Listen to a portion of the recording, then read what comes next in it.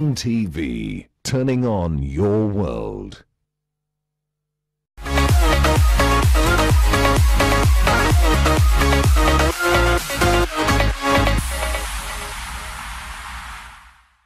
Welcome to another episode of Teasing Nyumbani. I hope you enjoyed the last episode with Peter, and yes, that was so amazing. Today we are gonna do shoulders and abs. Every time people are asking me about abs, so I'm trying to do as many ab workouts as possible so that you have the tiny, snatchy, yes, midsection. And you know, for you to have better abs, you also have to accentuate those shoulders, right? Oh yeah. Now what you need to do for me is get 2 water bottles. For me, I will use these refreshing drinks because they are the only closed water bottles that I can actually easily get. This is a BCA, so I want to use this in my workouts, the 2 of them. My name is Evelyn Oala of Eval Health and Fitness. We'll start with a warm-up. As usual, we are going to warm up first, right? And I wish we were dancing to Peter's music. Probably we would have warmed up, you know, with those and that. We're going to do 15 times 3, okay? And if you're injured, you don't have to jump to create impact to your knees or to your back. You just do that. That is 1. You can even touch your ankle, that's 2. Touch your ankle, that's 3. And when we get to 15, we take a rest. Okay, so the rest of you, whether you're a beginner, a junior, we're going to do 15. You'll be jumping and touching your ankle and touching the other ankle. We go legs apart, legs together. Let's get started. 1, 2, 3, move. 1, 2, 3, 4, 5, 6, 7, 8, 9, 10, 11, 12, 13, 14, and yes, 15. Perfect, you did well. Clap for yourself. Our rest time is 30 seconds starting now. Okay, breathe in and out, breathe in and out. We have 2 more sets to go, right? We have 2 more sets to go, so hold in there. We want to get those abs, you know, tight, and we want to also get, you know, those moves right. Let's check on the timer if we are almost there. Perfect. Time's up. Let's get started. 1, 2, 3, move. 1, 2, 3, 4, 5. Wake up. We already did the first set. 7, 8. We are warming up. 9, 10. Squat. Squat down. 11, 12,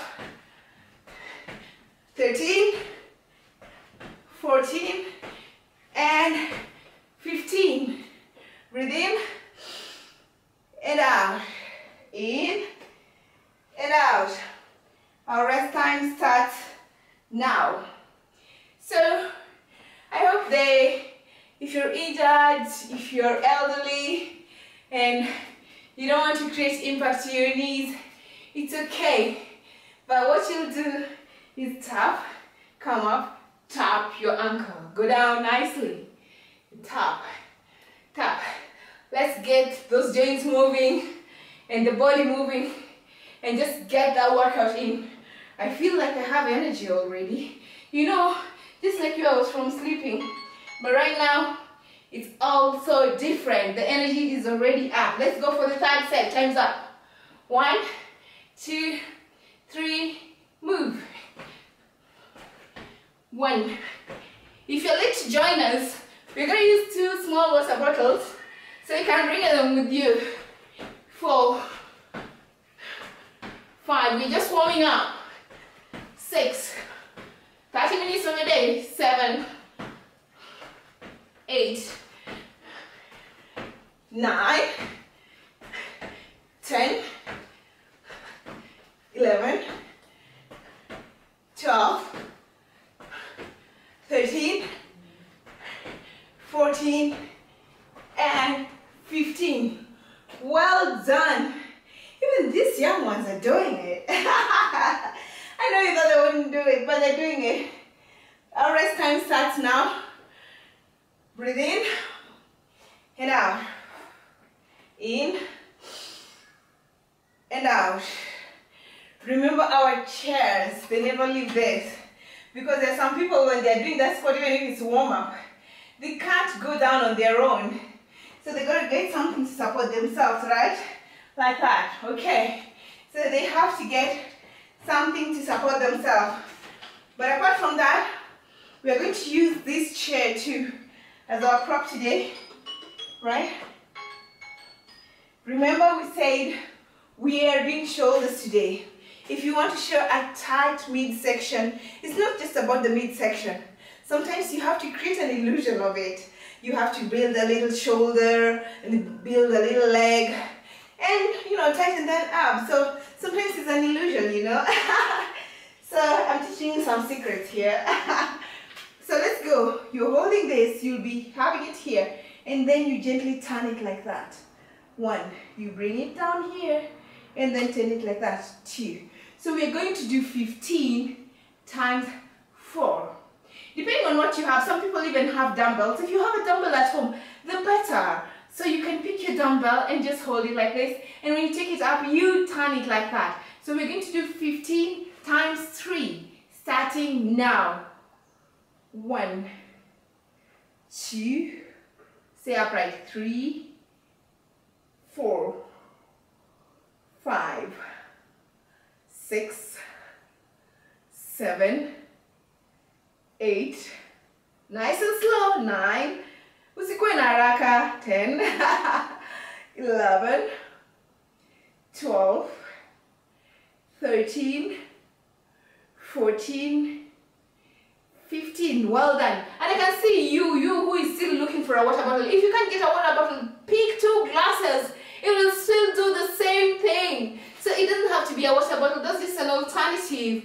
But you can use a water bottle, you can use a cup, you can use glasses, you can use your beer cup, you can use your mafuta yako ya kupika. I know you all bought this stuff. So you can even use tissue paper if you don't have any. And if you don't have any of those, just find something of similar weight. Anyway, you can use the 2 of them. Our rest time starts now.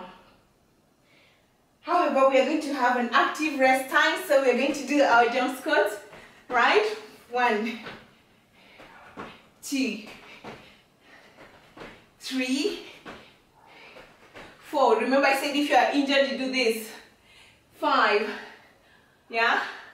6, right? 7, right? 8, 9, 10. Oh, time's up. So let's go for the next set again. Remember our water bottles? Yeah. So you hold it like that and take it all the way up. All right? Good. There. 1, 2, 3, 4, 5, 6, 7, 8, 9, 10, 11, nice and slow. 12, 13, 14, and right, 15. Well done. We've done the second set. We have 1 more set to go. So our rest time starts now. Remember we said we are having an active rest. So, right, that. We only have 30 minutes today. And when you have 30 minutes to start your day, you better be energetic, okay? Yeah, you better be energetic. Remember I said when you want to look like you have a tight midsection, it's all about illusion, right? Body sculpting is all about illusion, right? Our time's up. We're going in for the next. Here we go. Ah, we're doing so well. Well done so far. Ain't easy going through those jump squats. 2, nice and slow. 3, 4,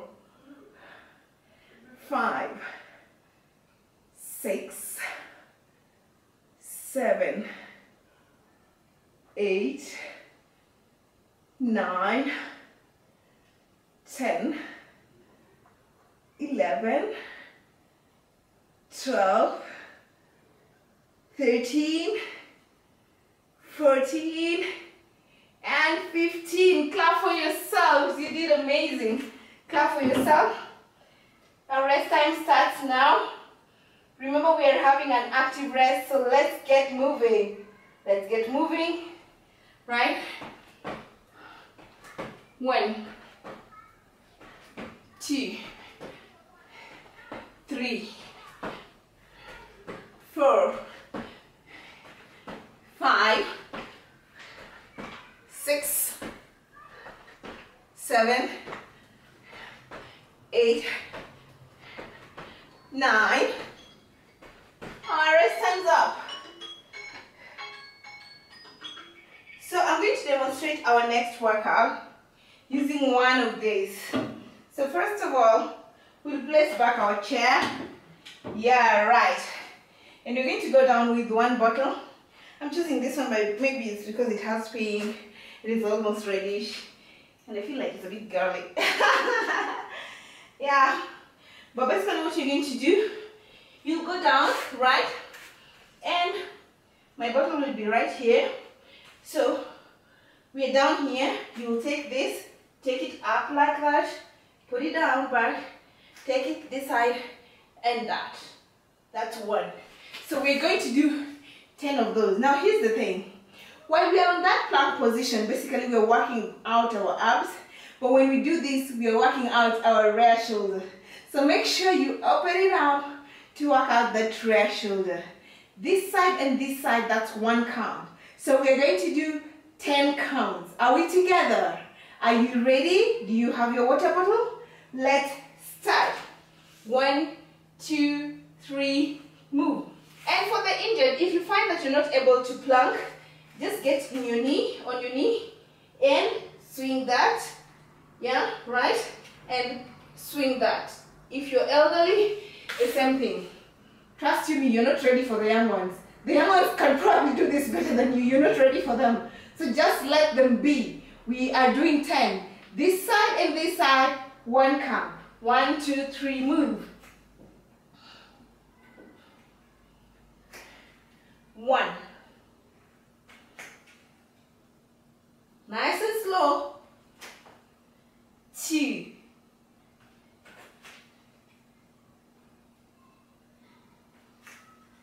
3.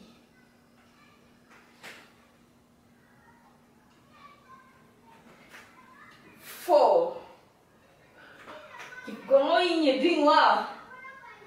Hold that tummy tight. 5. Hold it tight. No, go up, don't give up. Don't give up. I'm seeing you.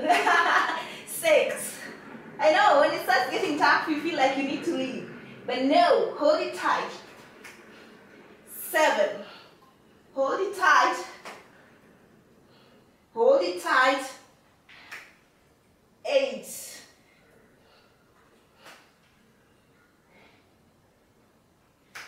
9. We are almost there. I'm even feeling my tricep. Are you? And 10. Well done. First set down. Your rest time starts now. You're doing well so far. Your rest time starts now.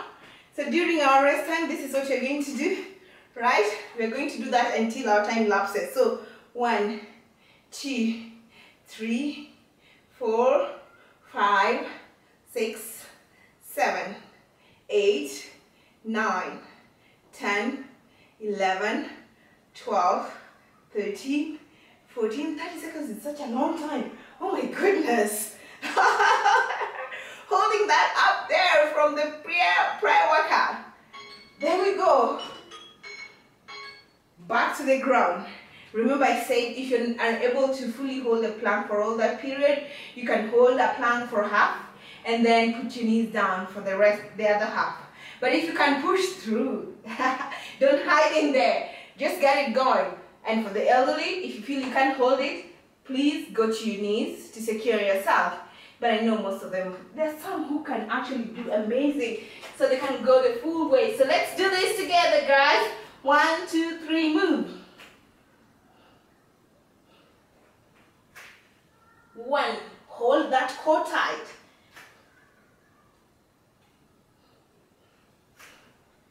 2, are you feeling like you already have abs?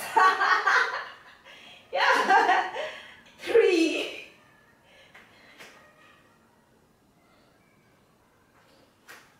4, nice. 5, wow. If you can go past that, don't go down, please. 6, push through, push through. You're doing well. 7,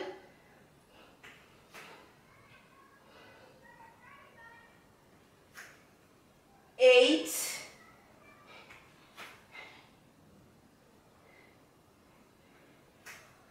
9, nice and slow, nice and slow.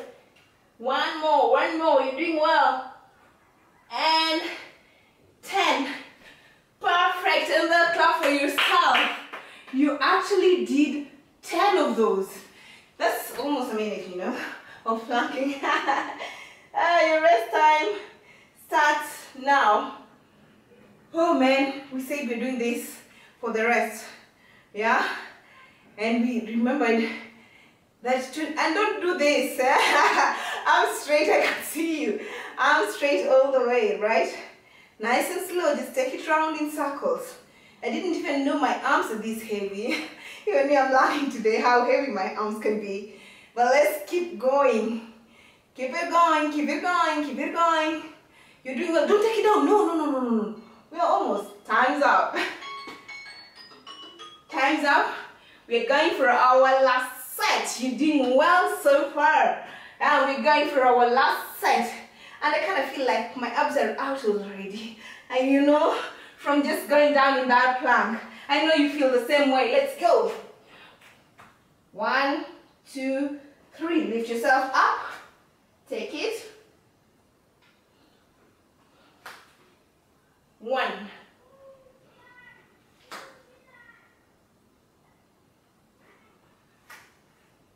2. Hold your abs tight. 3. Hold it tight. 4. Nice.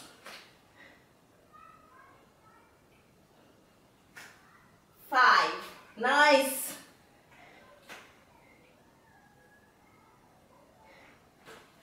6. 4 more to go. Don't go down. Don't go down. Hold it tight.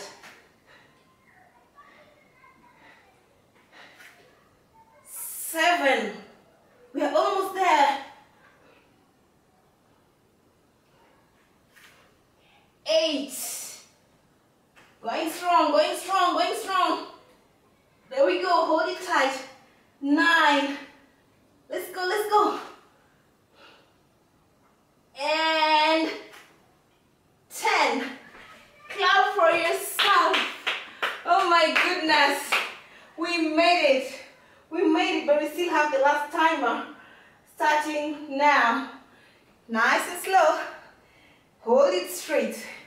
I see you dropping that arm. No. Let it burn. We are here to burn and start this morning on a new normal. And we're trying to make it work for us by bringing up those endorphins and just feeling good about life. because you can take control. Let's go. Keep going. Keep going. Keep going. Let me see how many seconds. Oh, time's up. Time's up. Time's up. I promised about us training shoulders and doing abs, right? So we're going to go down again because we want these babies tight. Oh my goodness. So we're going to go down, right? And hold this straight here, right? And with the knees slightly folded, we're going to come up. Okay, I know there are people who will struggle. So if you feel like you will struggle, please don't hold the water bottles and just do that. And if you still feel you're going to struggle, please hook your foot against a seat or a sofa set, underneath a sofa set, to help you hold on. I wish I was able to demonstrate, but here I don't have a sofa set, but just hook it underneath a sofa set. Okay, so I'll use the water bottles. We'll do 15 times 3. Okay, 1, 2, 3, go. 1. You go up and take it up. 2. Make sure the bottles go all the way to the top to help you work also those shoulders. 4. 5. 6. 7. 8.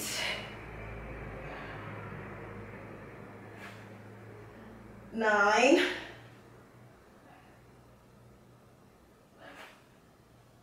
10.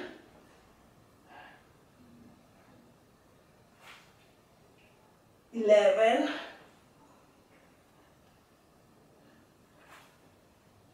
12.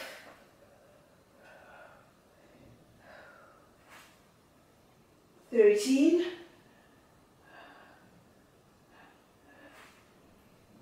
14. And 15. Well done. Let me pick my phone for the timer. Well done. You did well. So our rest time starts now. So during this rest time, this is what you're going to do. Call the neighbors, call everyone who is sleeping to come and join us. Please, please, please, all of you come join us. We're starting our day with new energy, right? Call them, call them, call them, call them, right? If you know their names, just shout them. Just shout, shout, shout, shout, shout. Let them come, let them come. Right, call them, call them, call them, call them to come join us until our time is up. So we go back to the ground. Again, we're doing a set of 15. All right, good. So we're down here.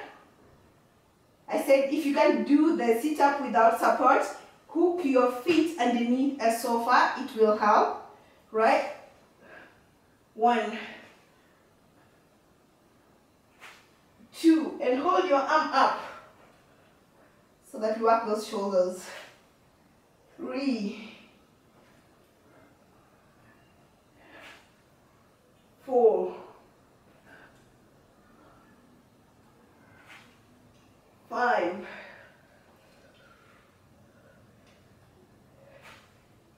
6,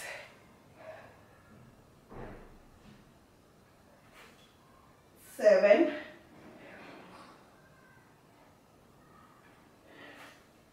8, 9. Remember to follow us on Instagram and on Facebook to find more workouts. 10, 11. You're doing well. 12, 13,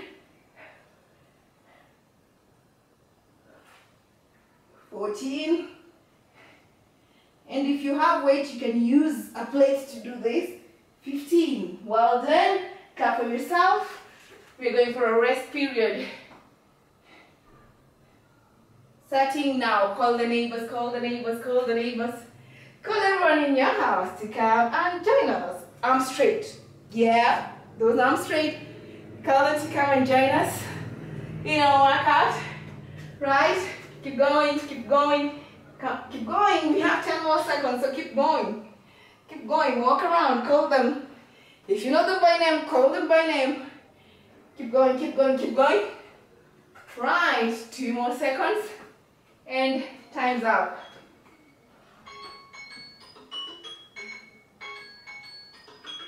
I'm feeling those abs already. Yeah, it's getting tighter and tighter and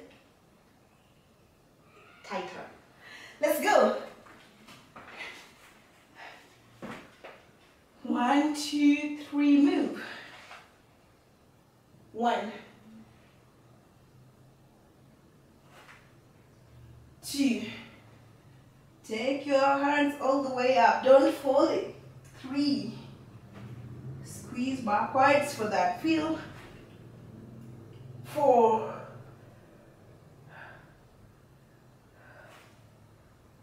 5. You're doing well.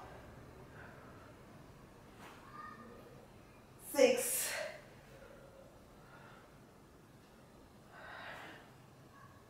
7.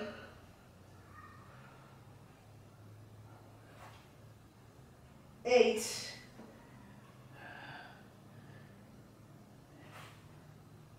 9.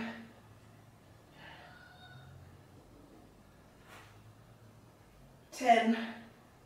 You're doing well. 5 more. 11.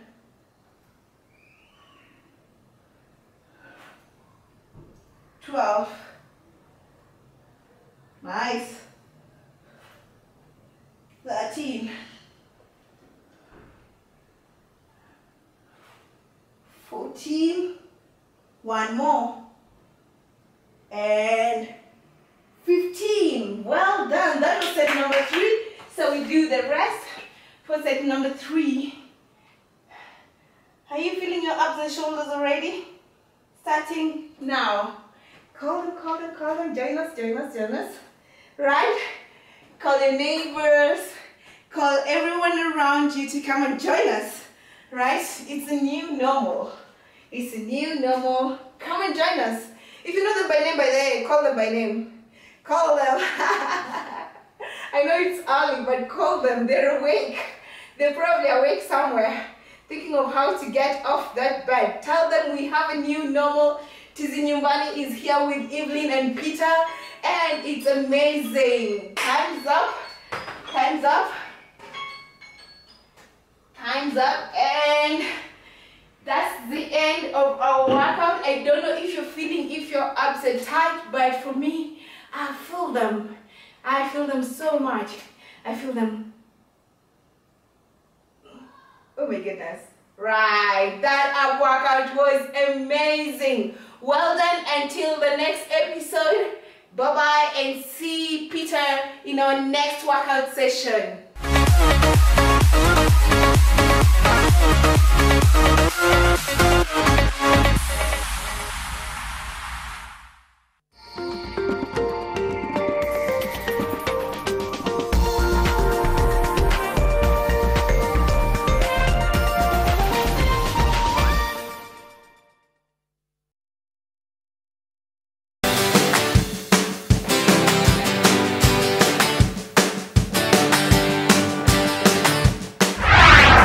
Ankara, Kitenge, Kente, Kanga.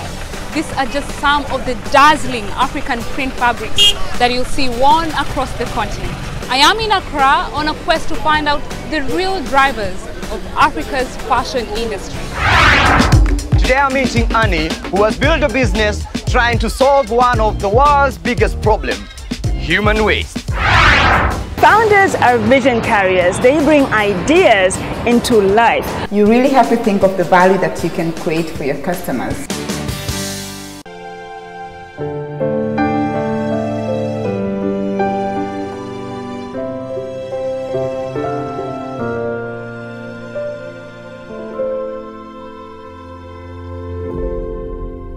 Credit to you if you stay at home If you must shop online, use your NCBA credit card. Stay home. Stay safe.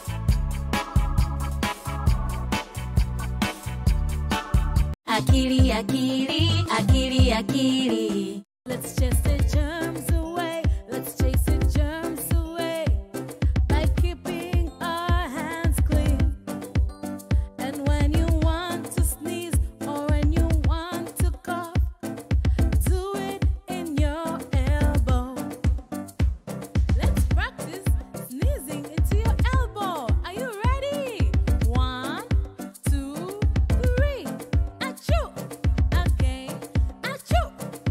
Yay! You did it! Germs, germs, germs. They make us sick. Germs, germs, germs are not our friends. Germs, germs, germs. They make us sick. Germs, germs, germs. Germs, germs, germs are not your friends.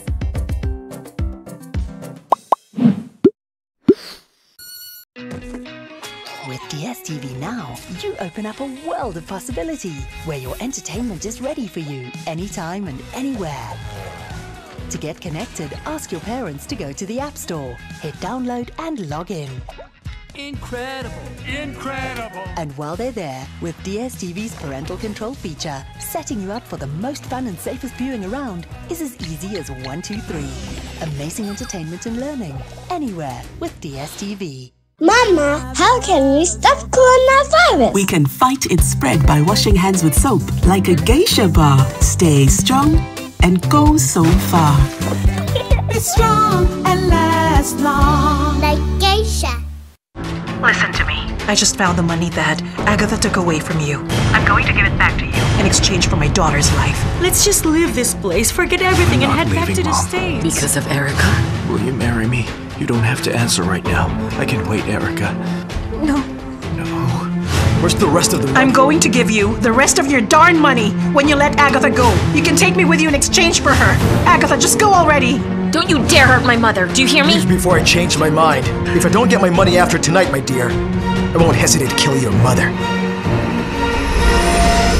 Invest in Amani Ridge, the place of peace. Luxury you can afford. Call us today on 0790 300 300 or visit www.optivan.co.ke.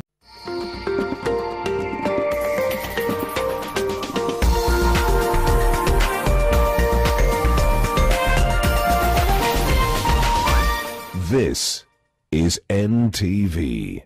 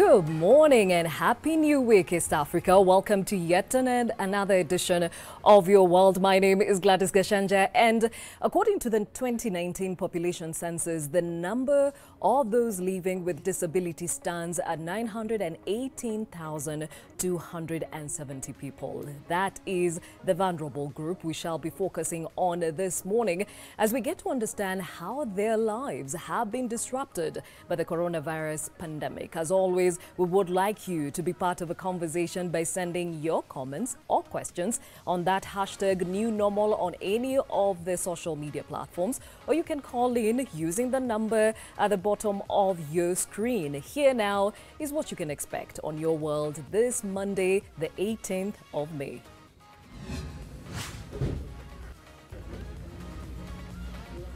In the Philippines, their matatus have installed plastic screens for social distancing. Nothing betrays the fact that he can't see the tools of trade nor the earth that he is turning. Today, we focus on the differently abled in society and how COVID-19 has changed their lives.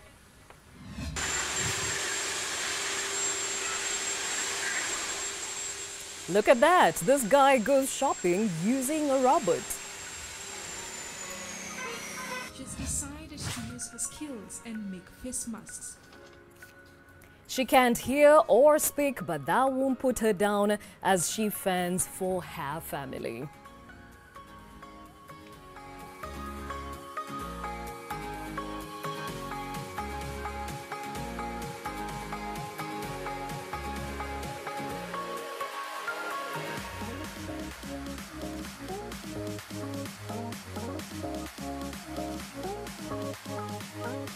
Beautiful pictures there coming from Kajiado. Thank you for joining us. And are you or anyone you know living with a disability, and how are you or they coping this COVID season? Again, that question of the day, are you or anybody you know living with a disability, and how are they or you coping in this season? That is the question of the day. Remember, hashtag new normal for your comments and your questions. And of course, you can call in if you'd like to be part of this very vital conversation rather. Now, let's look around the world and the effects of coronavirus in as far as those numbers are concerned. Now, so far across the globe, 4,804,000 people to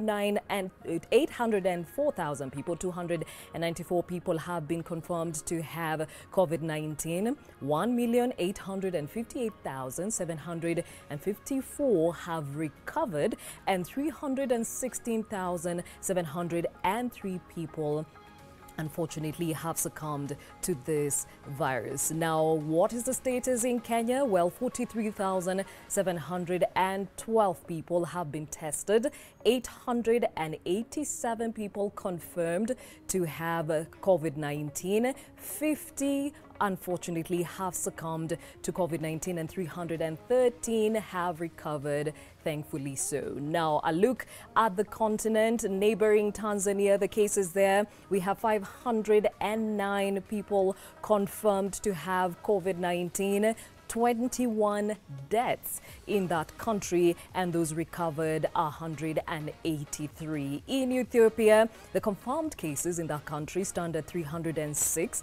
Deaths are at 5 people, unfortunately, and recovered people from coronavirus are at 113. Now, a look at other neighboring countries. South Sudan, the confirmed cases are 236. Those who've succumbed to COVID-19 in South Sudan stands at 4, and those who've recovered from the same is 4 also. Uganda, 227 people who have been confirmed to have COVID-19. No deaths this far, and those recovered are 63. Next to Uganda, we have Rwanda, and we also have other East African countries, and we shall keep you updated on the same. Now, still or mistrust. And since the first coronavirus case was reported in the country, the Ministry of Health has been struggling to fight the stigma meted out on those released from quarantine, as it warns it could derail the fight against the pandemic. NTV's Leila Mohammed brings us the story of such people in Nairobi's Kawangware estate, scarred by the pandemic and shunned by their neighbors. For any visitor, nothing out of the ordinary sticks out of this ordinary quiet apartment building in Nairobi's Kawangware estate. But a lady seated outside the main gate raises eyebrows. Residents claim that she is one of the many Ministry of Health officials who are stationed here to monitor the movements into and out of the building in order to keep up to date with COVID-19, which was first reported here in March this year. This gentleman, whose identity we have protected, says he has not seen his wife since she was picked up from here a few weeks ago and taken to the Mbagathi isolation ward after being traced as having been in contact with someone who tested positive for the disease. Wakati walipima nyumba zote ndio walipata, wakati sasa kwenye maefa kwa metembelea jirani yetu mwingine hapo ndio kapatikana yeye, ndio sasa ndiye akapelekwa Mbagathi. Yes.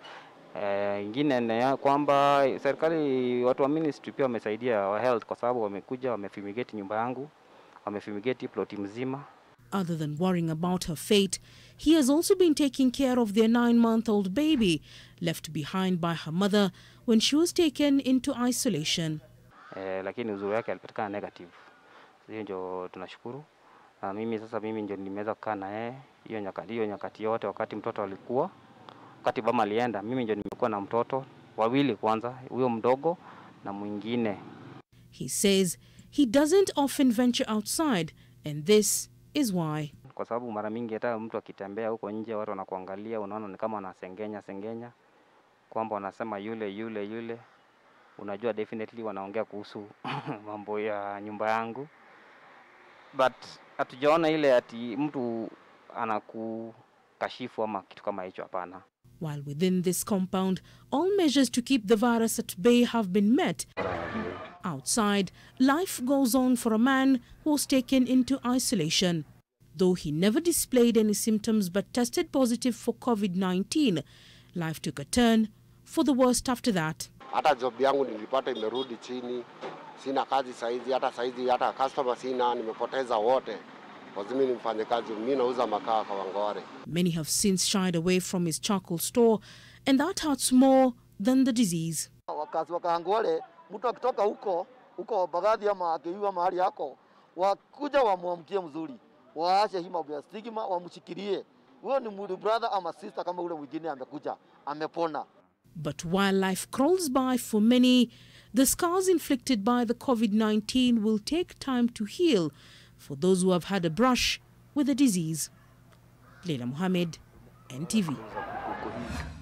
Now, just a day after President Uhuru Kenyatta ordered the closure of the country's borders with Tanzania and Somalia due to increasing cross-border COVID-19 infections, police manning the Isibania border point in Migori County apprehended at least 15 Tanzanian nationals who were trying to sneak into the country through illegal routes.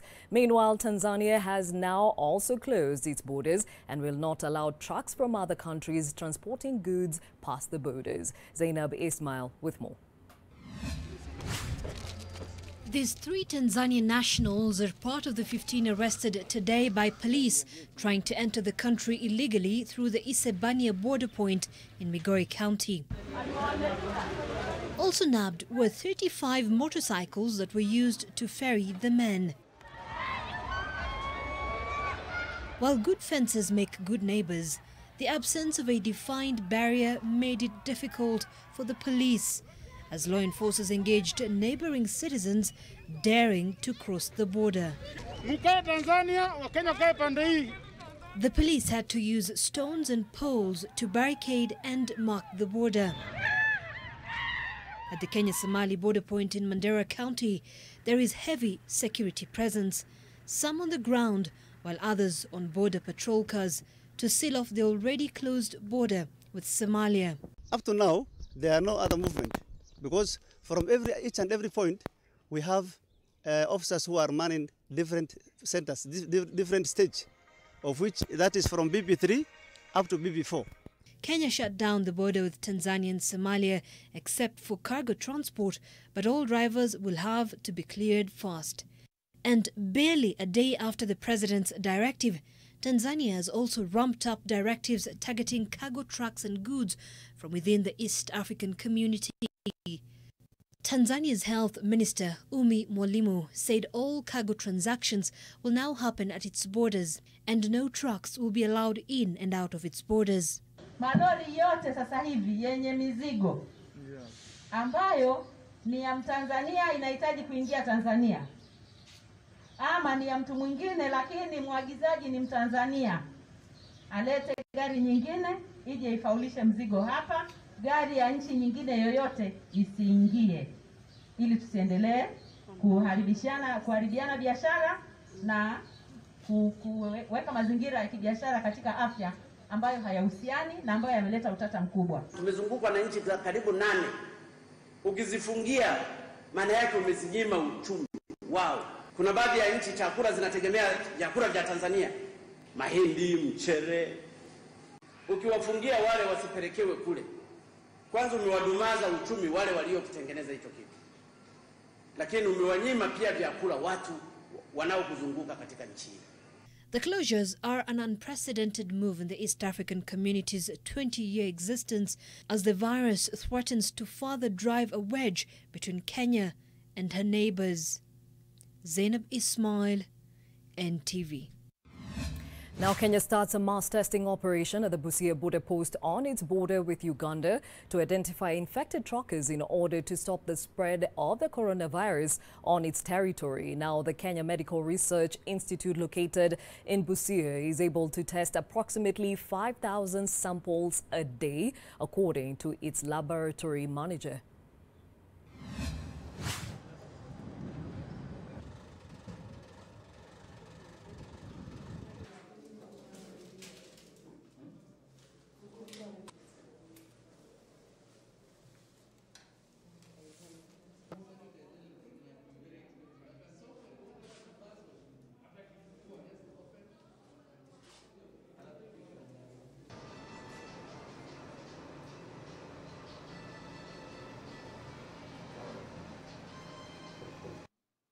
So we have a variety of molecular machines for PCR, as you have seen going round.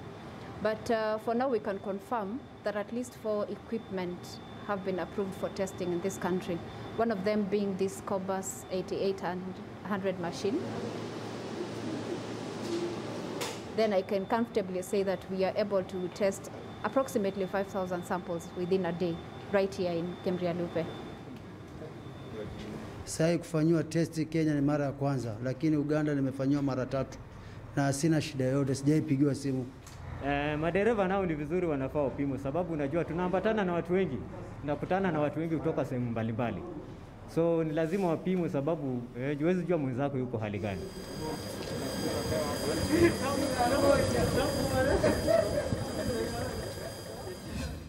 So as mentioned earlier, today we're focusing on COVID and how it has disrupted the lives of those living with a disability. And the question of the day, are you or somebody you know living with disability, and how has this season disrupted your life or their life? How are they coping? Remember, hashtag new normal, and you can also call in again that question. Are you or anyone you know living with a disability, and how are you or they coping this COVID season? Remember, hashtag new normal, and you can also call in with your questions and your comments regarding the same. And to help us walk this talk, I am joined in our other studio by Samson Waweru, who is the Kenya Society of the Blind Chair. Thank you for joining us. And in our Mombasa offices, we are joined by Samuel Odawo, who is the Director of the National Council for Persons with Disabilities.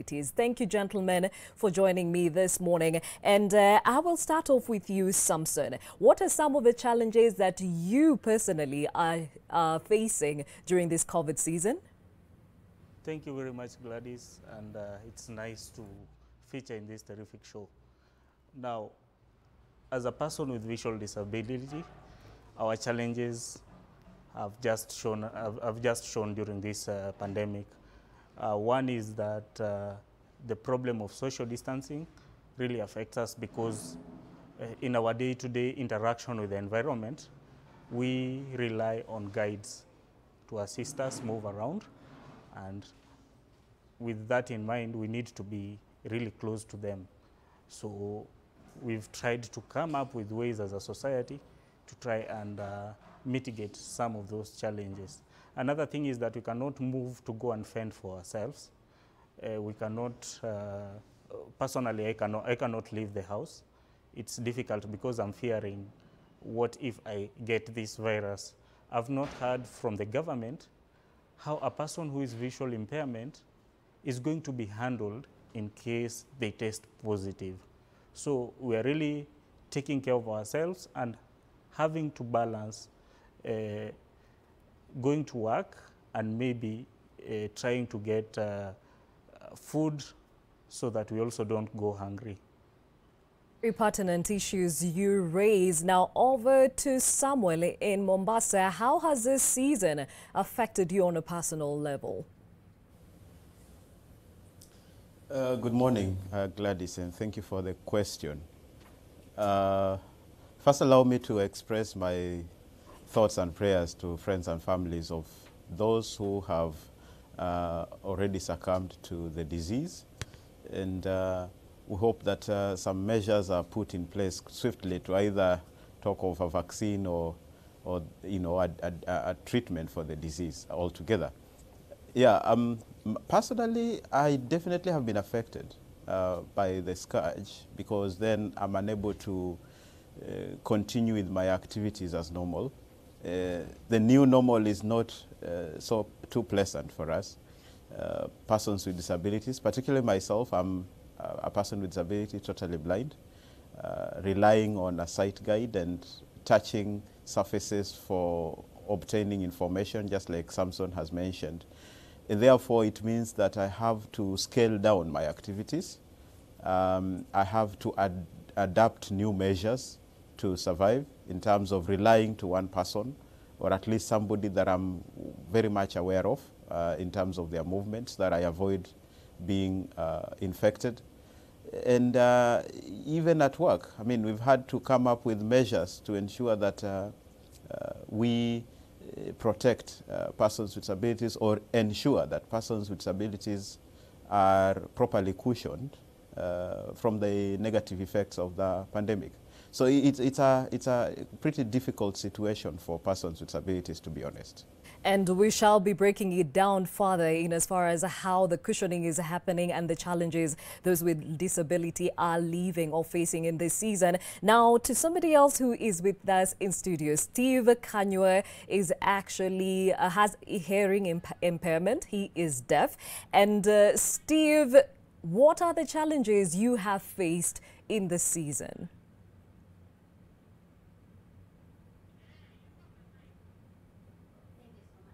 As deaf persons, we've faced a lot of challenges because many times we get to have to protect ourselves.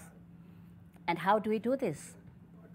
We really are not trained a lot because we miss out on many information. So we need to get our deaf people together and give an awareness on how they should protect themselves. So many times we do this through our friends because we cannot meet in a gathering because of the social distancing. We have deaf people who are just moving around in town and they're not aware of the pandemic. I would advise the government to actually advise or make sure that deaf persons are aware and that they should stay at home. But most of them would say, fine, I cannot stay at home as a prisoner because I also need to vent for myself because of the information. They don't have any information. So actually, it had really affected us, the deaf, and the deaf community. Okay, very well said. And that is Flora Atino, who is our sign language interpreter this morning. And over to you, Samson. I mean, you have touched on some of those challenges that you are facing on a daily. For example, let's break it down. Do not touch surfaces. Do not touch people. Social distance. When it comes to cleaning and sanitizing, how does that look for somebody with who is blind? Oh, I think it's a very big challenge, and I think we have to start with the precautions that have been given out by the World Health Organization. For instance, we are being told that when you are coughing, you either cover your mouth with a tissue, or if you don't have, you cough on your elbow. Now, it will surprise you to know that a blind person is always guided from the elbow. So as a society, we have advised our members not to hold onto the elbow of a sighted guide because they might have coughed on it, making them vulnerable and prone to getting that disease. Instead, they should hold onto their shoulder and walk, observing the 1 meter distance, so that at the same time they are able to get assistance. And another thing you are doing is trying to clean surfaces around us and limiting ourselves from touch, because we see the world around us through touch. We perceive things through touch. So I think we are going to have to rely on maybe smell, hearing, and a second party to just explain to you some of the things that you need to touch on a daily basis. And to some extent, we'll also try to sanitize those things that are very essential for our use at home and also maybe in workplaces. So I think it's something we really need to prepare to live with it for long, because it's not going anytime soon, but we hope the best will come.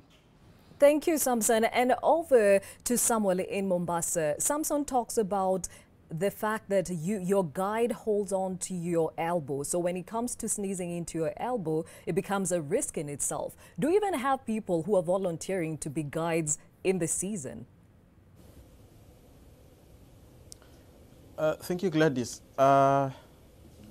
First, it's true that the World Health Organization have given disability consideration measures to be put in place, not only by persons with disabilities, but also by states, to ensure that we kind of prevent persons with disabilities from getting infected.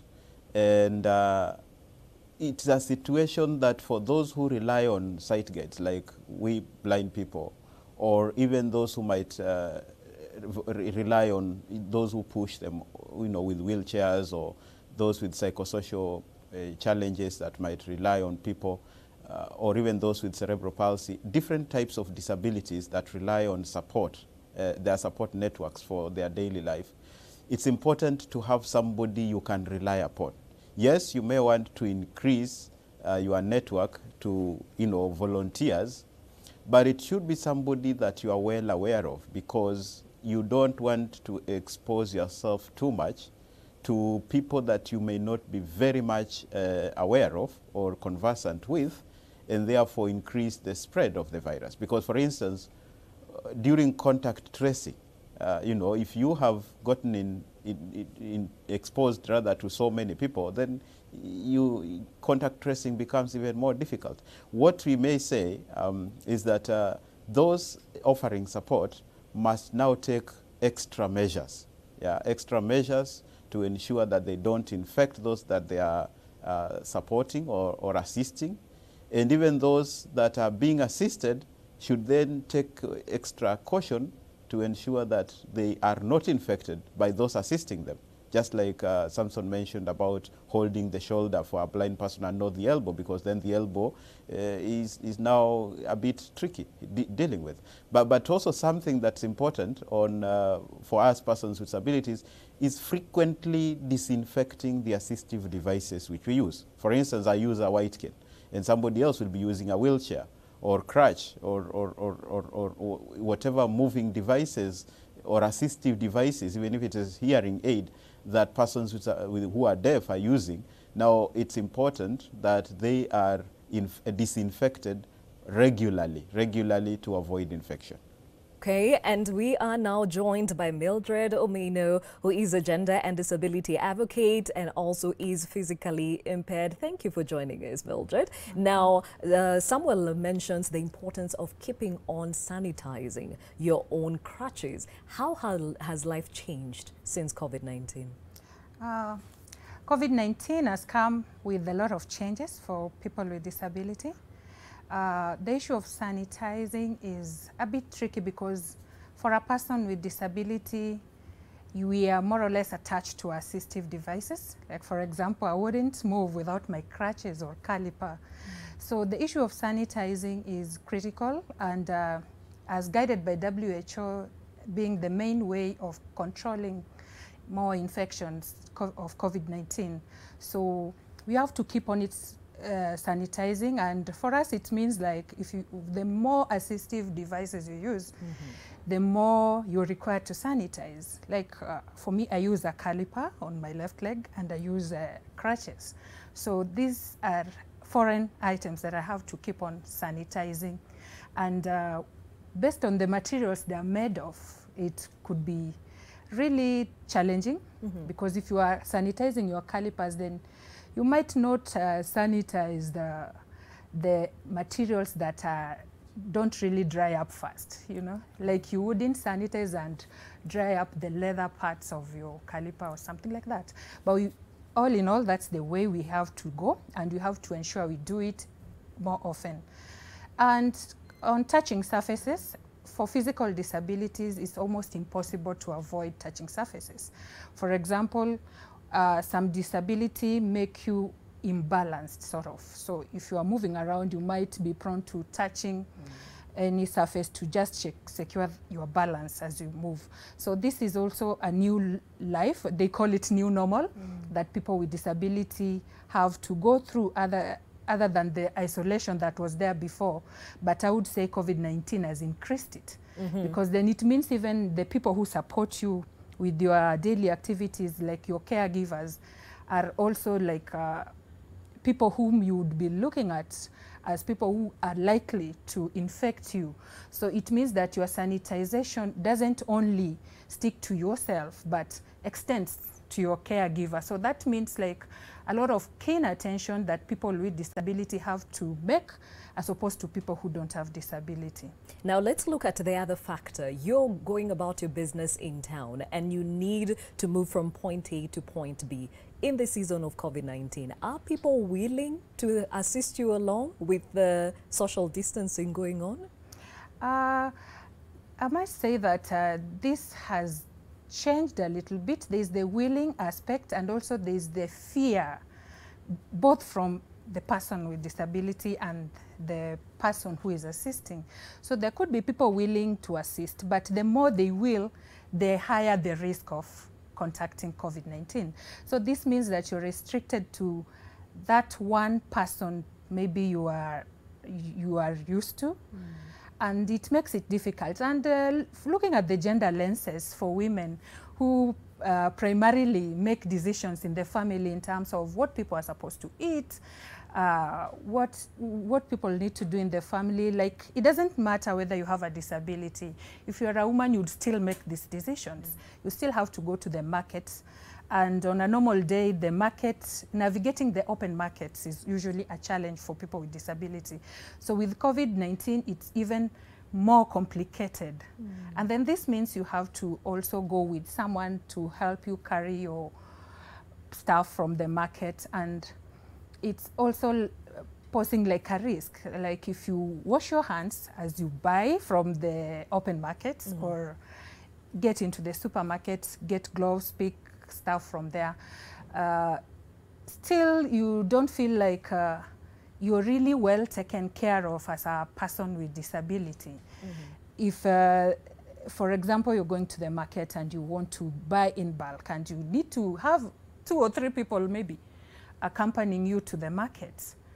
And that's basically with COVID-19, most people prefer to buy in bulk because of the restrictions of movement. You'd rather go once and do everything and come back. But then you can't avoid getting people to assist you. But again, people with disability are advised to now restrict yourself to that one person. But challenges will still come because it's not a perfect solution, because your caregiver might also have some engagements or might have issues that they can't accompany you. Then it will still force you to seek help to someone who might not be your caregiver.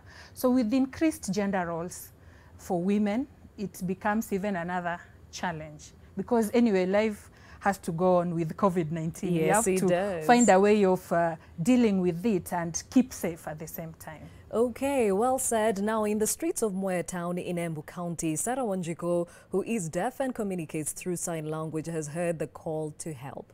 Wanjiko is using her skill to make face masks for the poor and the vulnerable in order to protect themselves from being infected with COVID-19. Rose Wangoi with more.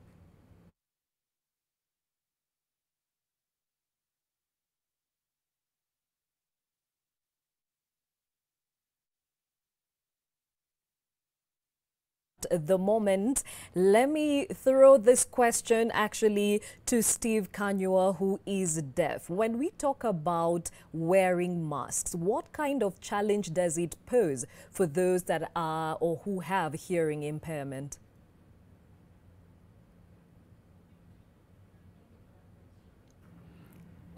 When you talk about wearing masks for deaf persons, it's really very challenging, because when you put on a mask for a long time as a deaf person and you also need to communicate, you know, the information is not clearly passed, because we use our hands to communicate and also the facial expression.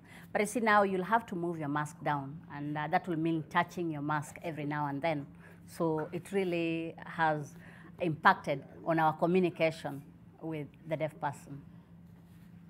About interpretation, a lot of it has to do with the reading of your lips or facial expressions. Does that hinder communication?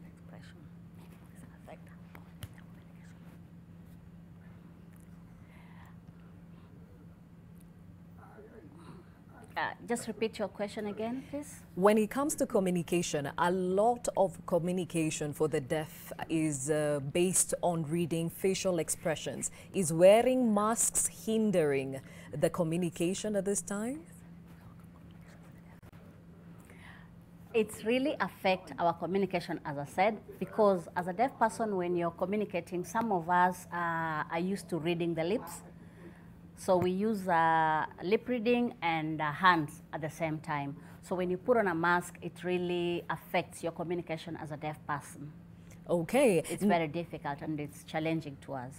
All right. Now, Samson, back to you. There is a special group of the deaf and blind. Do we have that population in the country, and how are they coping at this time?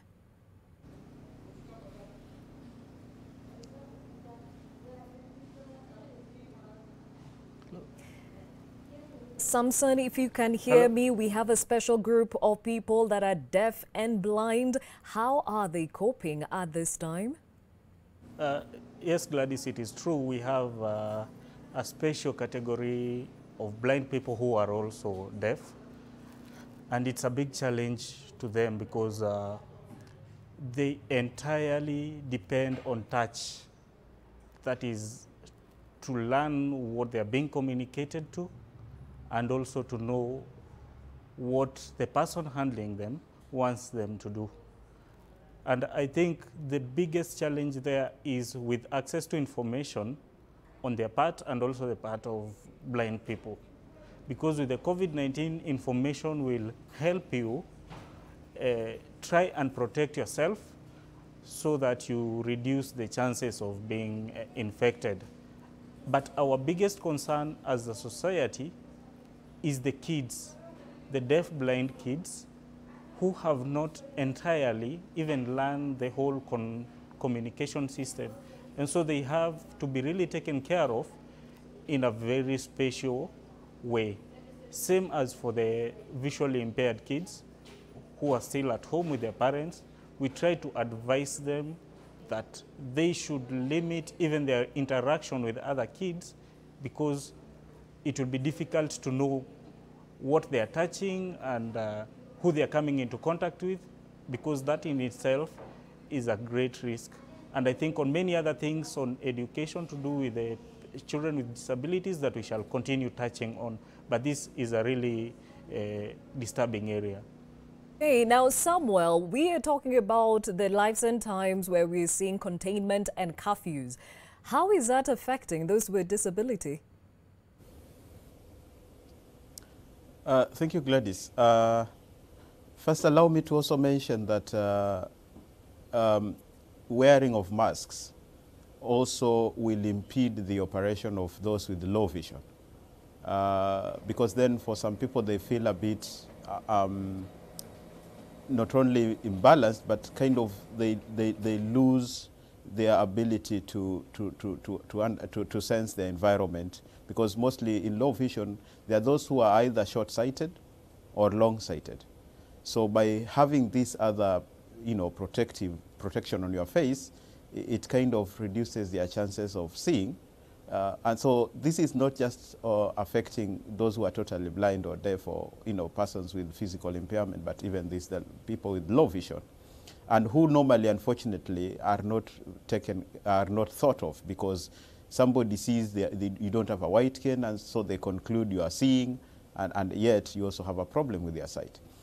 Curfews is another thing, and in the spirit of disability inclusion, it is important that even our disciplined forces, the police particularly, the police service, is enlightened, is sensitized that there are people who perhaps are deaf or who have other forms of disability, who either may not be aware or may be slower than the rest, and therefore even when you meet them during curfew hours, probably they delayed and they are still out and it's 7 o'clock or 8 o'clock, thereabout, it's important to understand not only how to deal with them, but also how to communicate with them. Because you know of a case in Kakamega, for instance, where a person who is deaf was apparently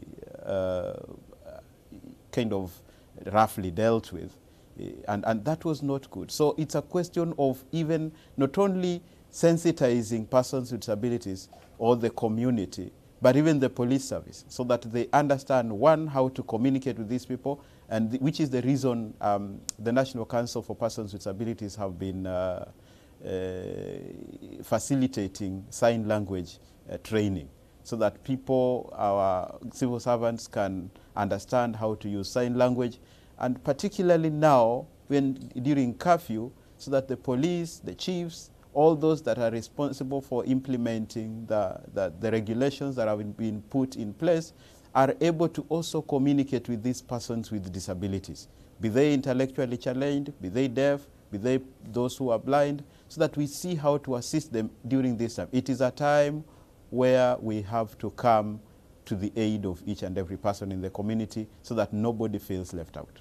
And this is something that's happening both within the country and without. Now, our Thai Center for People with Disabilities is rolling out newly designed face masks with a transparent plastic window stitched in the center to allow the hearing impaired to read each other's lips and communicate more easily during the COVID-19 outbreak.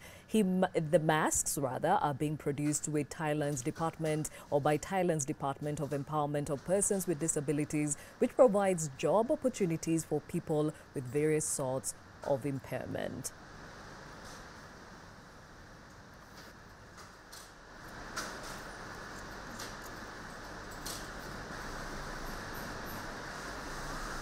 Right, looking at that kind of, that kind of a project happening in Thailand, is this something that is possible here, and is it encouraged? Absolutely. Thank you, Gladys. This is one way of promoting inclusion in that people with hearing disability are able to communicate regardless of the pandemic, so that they're able to hear everything that is going on and also to exercise safety measures. And again, in terms of employment creation, this is so powerful, and I'm aware that Kenyan government is using the EPZ, the Export Processing Zone, to produce this mask, and we also know that the county government of Kitui is also doing a similar project. But then it's also encouraging to have people with disability to get employed in these sectors, because it's a job that majority of people with disability can do. And in that way, they're also becoming useful to the community in terms of responding to COVID-19. Because over time, we realized that people with disability were not actively included in COVID response in Kenya. And that is both at national level and county level, whereby the response committees, we realized, did not have people with disability. And probably if we had them in these committees, this could be ideas that could be floated, that while we are recruiting people to do such projects in Kenya, maybe the Kenyan project might not be exactly a look-alike of the Thai project, but then it's going towards the same direction in terms of responding to COVID-19. But other than protecting people with disability, they could also be actively involved by producing these masks. And this could be through the government initiatives, because I know some could be doing this privately. But then this would be limiting in terms of the scale of production and the outreach to people with disability. So this is a powerful way of responding to COVID-19, but would be more achieved if people with disability are included in the COVID-19 response committees. Okay, now Steve, you wear these shoes. If we were to make such masks, would it make it easier for you right now in this season?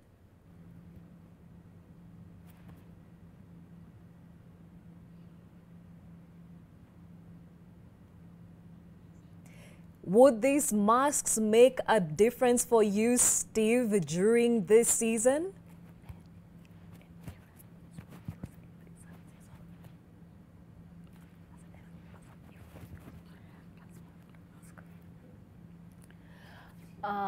That can work on us, but all in all, we'll have to remove them, because when you're signing, it really affects the signing space as a deaf person. But it seems to be working in Thailand. I mean, is it not? And I see they're working around it as long as you can see the lip reading.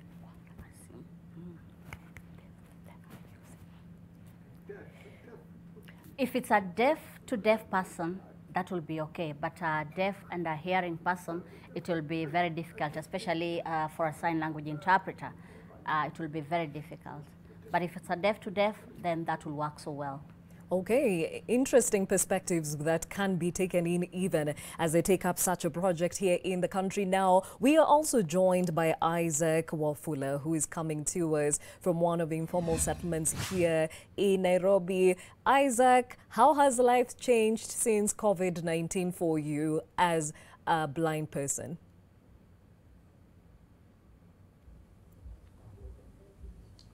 Come again, please. How has life changed for you since COVID-19 as a blind person?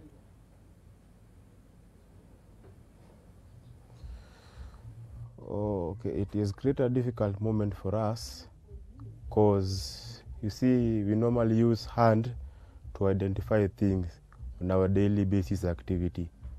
So it affects us because we are being told that if you come across, you are not entitled to touch anything, because it can lead to a contact to the pandemic. So somehow it brings up challenge and a big problem to us.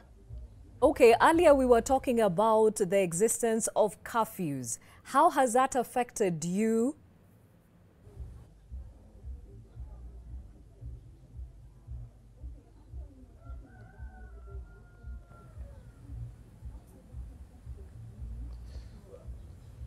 About the curfew, you see, sometimes we need to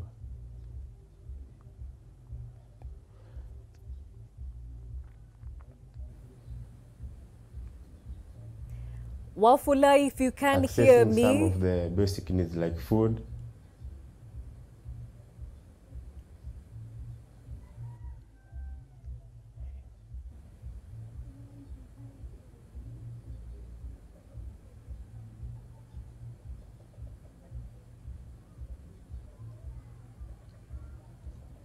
Okay, we seem to be getting a technical challenge with our sound in as far as Isaiah is concerned, but we shall be crossing over to him.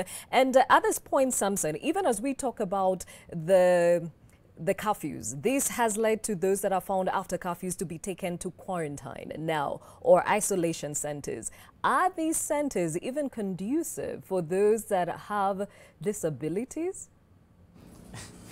That is a really difficult question, Gladys, because we haven't visited any quarantine center. But the way here, I think I don't want to find myself there. But with the curfews, and especially when it is an hour or some few minutes to the curfew, it is very chaotic. And I think blind people cannot cope up with the running that people do on the roads, the cars, the hooting, and everything, because all that noise is a distraction to your movement, because you rely on senses and you need the environment to be quite conducive. So that's a big challenge. So I think most of the blind people have no problem with being at home even before the curfew time. So it's very difficult to find them out during the curfew hours. So I think it's something we are really dealing with quite well, because we are people who like staying in the house, listening to radio and news and all those other things. Steve, there are those that are still going about their business to fend for themselves. When it comes to curfew time, how have you been handling it?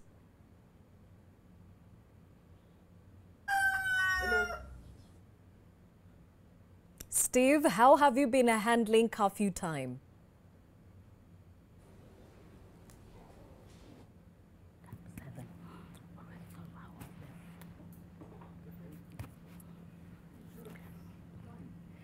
Deaf persons understand it's risky to be out at 7, so most of the time they stay at home because they don't want to get involved into problems.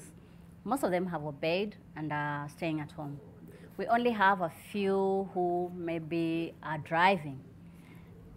Sometimes they get out late, but I've never had a deaf person getting into problem this curfew time. Okay, understandably so. Now back to you, Mildred. When it comes to this time, especially for those that are physically impaired, as the rush hour is happening, how is that looking like for those that are physically impaired? Yeah, curfew has brought a whole alteration to everyone in terms of managing their time. And most businesses are closing up rather early, say 4 p.m. But then to people with disability who still have to go out, I know most of them are staying in, but depending on the nature of business that people with disability are involved in, some still will have to go out to fend for their livelihood. But the best way to cope is to adjust your working hours, and this really requires collaborative efforts for people with disability who are working. And those who are employed, this means that employers really have to give a consideration. For example, if every other person leaves work at 3 p.m., then for a person with disability, it would be considerate that they leave at 2 p.m. The reason I'm saying this is because of the social distancing measures that have been introduced in public transport. We realize that now the public vehicles are ferrying fewer people than it was in the past. And it can be crazy because as Kenyans living in the city, in particular Nairobi, it's for the powerful people to go first. I've witnessed this even before the pandemic, that for a person with disability to wake up and get to work in time, it really requires extra effort, because everybody wants to push in and get in fast. For people with physical disability, this is not possible. Before the pandemic, wheelchair users were always reminded that, would you pay for your wheelchair? That has been happening.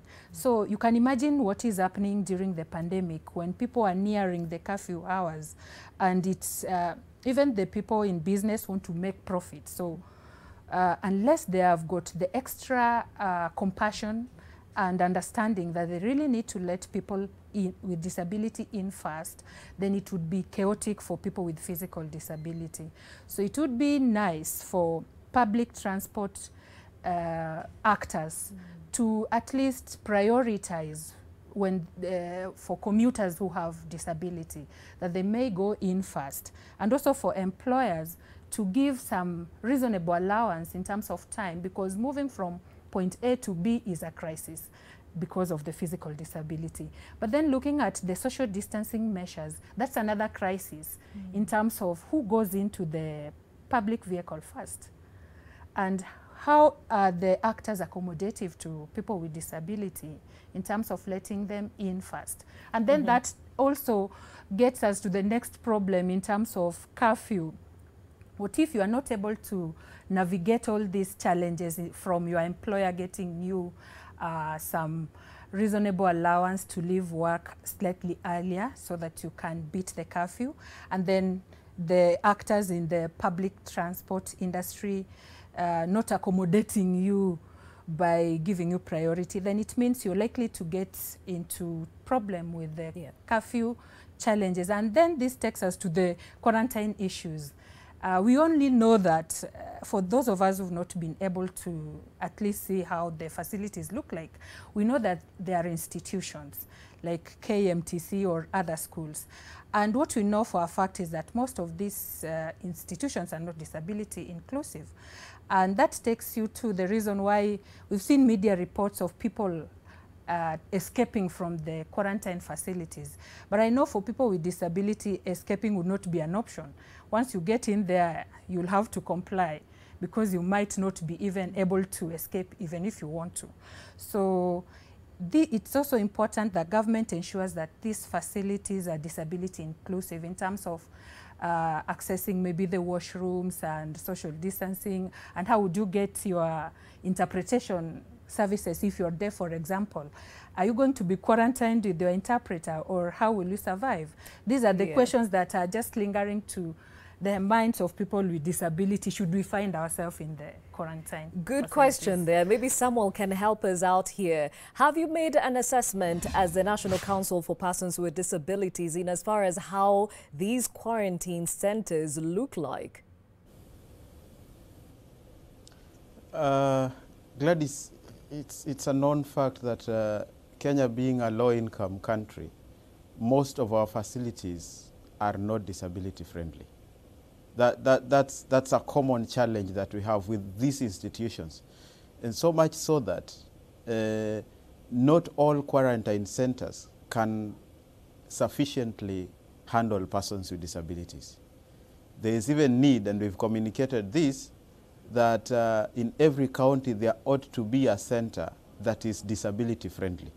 Because some of these institutions that we are using, if you are to make them disability friendly, you'll definitely need to do a lot of restructuring to those buildings. We have been saying these things before, but I think it is the pandemic that has now exposed the underbelly insofar as infrastructural barriers are concerned.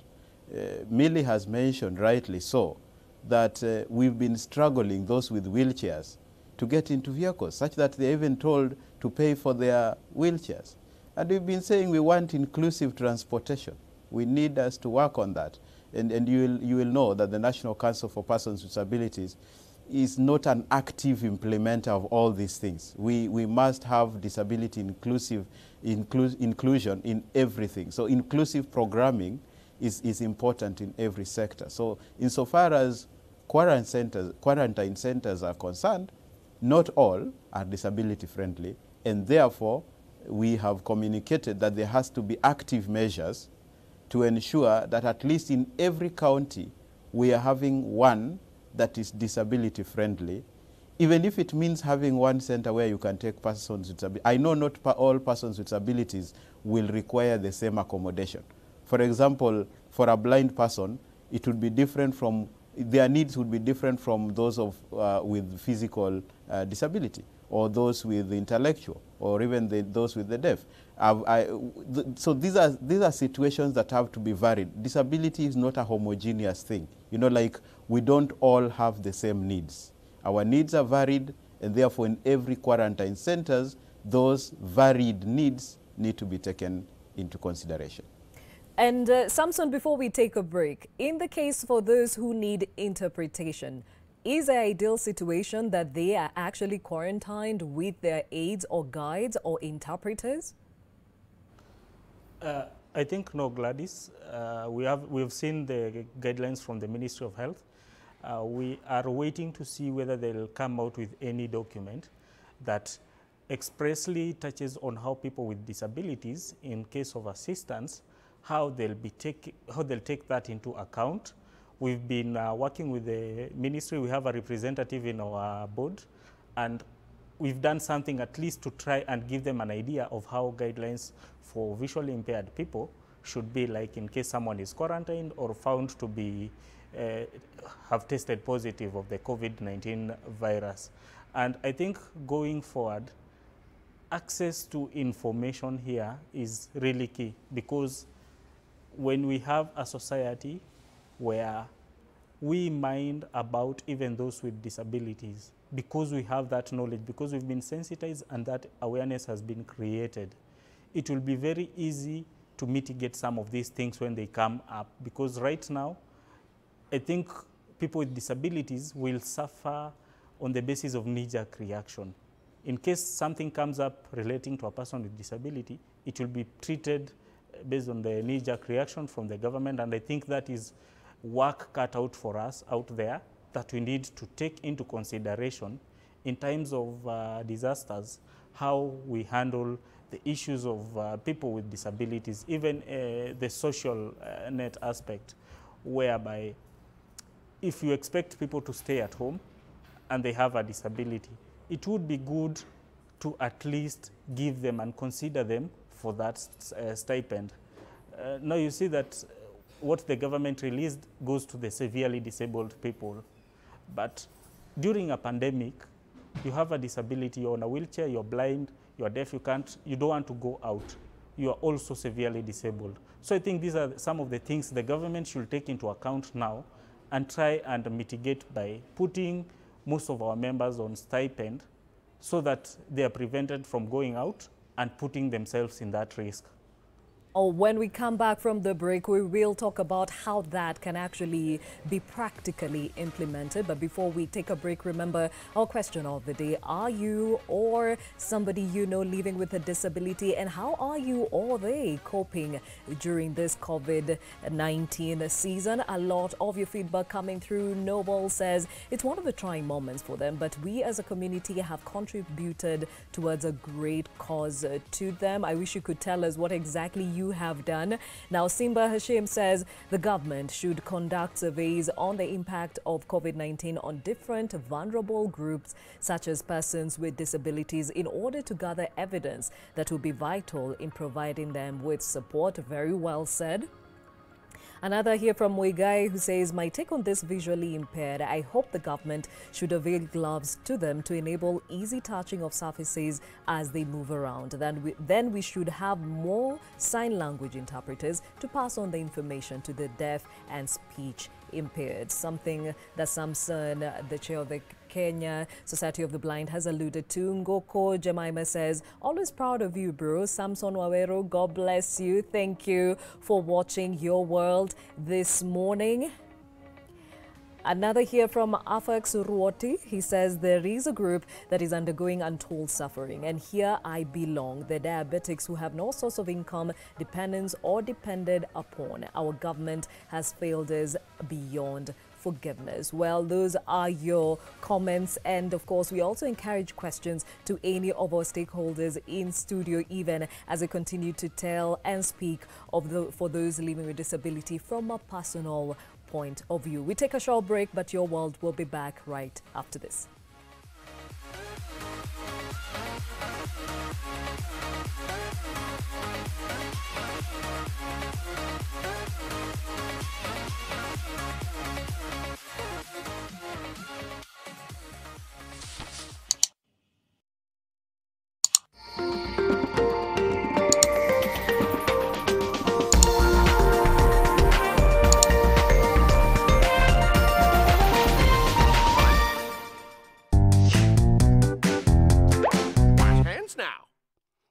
Wash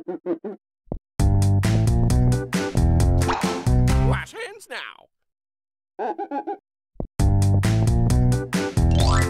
Wash hands now.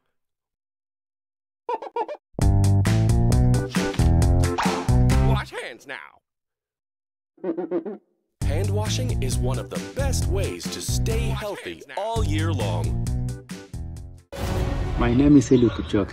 I would like to take this opportunity to wish all my fellow Kenyans peace and safety during these difficult times as we fight the coronavirus pandemic. Take the necessary precautions to keep yourself and your family safe. To my fellow athletes, please train in isolation and take necessary precautions. We shall overcome this pandemic. May God bless you and God bless Kenya.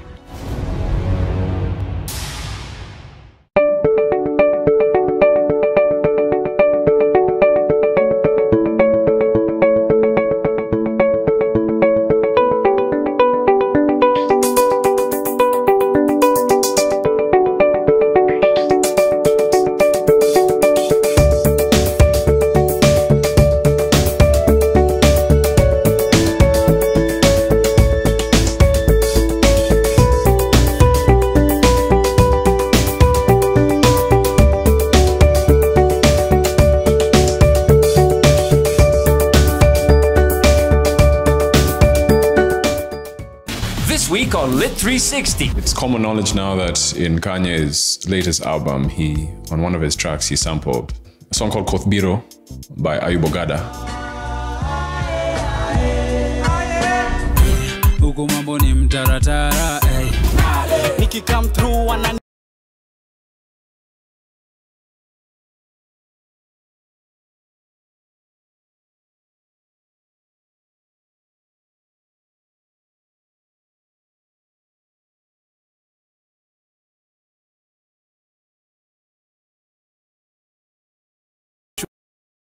in Kenya has food on it.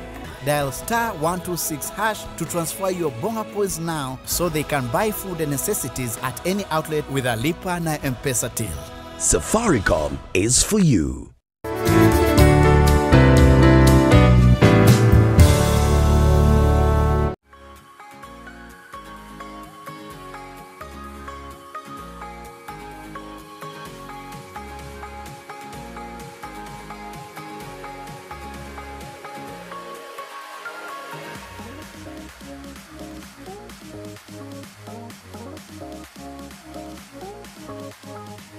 Thank you for staying with Your World. My name is Gladys Gashanja. The question of the day, are you or somebody you know living with disability, and how are they coping, or how are you coping in this COVID-19 season? A lot of your comments coming through, and we'll be taking them up in a moment. Now, in the streets of Mwea Town, Embu County, Sarah Wanjiko, who is deaf and communicates through sign language, has heard the call to help. Wanjiko is using her skill to make face masks for the poor and the vulnerable in order to protect themselves from being infected with COVID-19. Rose Wangoi with that story.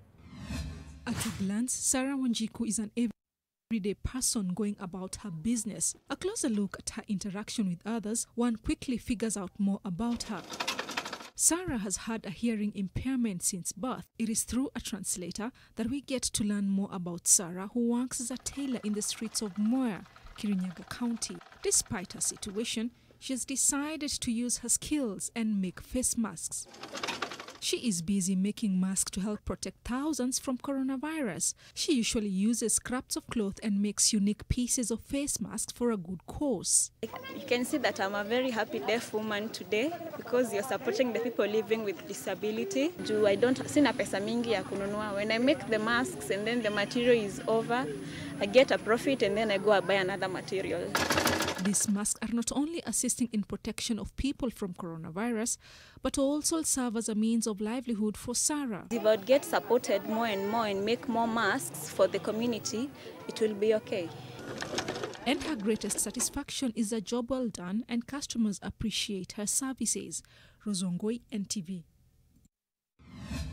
Our core conversation today, COVID-19 and those living with a disability. I am joined by Mildred Omino in studio. She is a gender and disability advocate. In our Mombasa offices, we have Samuel Odao, who is the director of the National Council of People Living with Disability. In our other studio here in Nairobi, we have Samson Wawero, who is the chair of the Kenya Society of the Blind. And we also have Isaiah Wafula, who is joining us from Mukuru Marigweni here in Nairobi, one of the informal settlements. And we still have Steve Kanywa, who is a deaf person. Now, over to you, Samuel. Before we went to break, Samson brought up a very pertinent issue when it comes to cash transfers. How does that look like, and is it ongoing, and who is it targeting?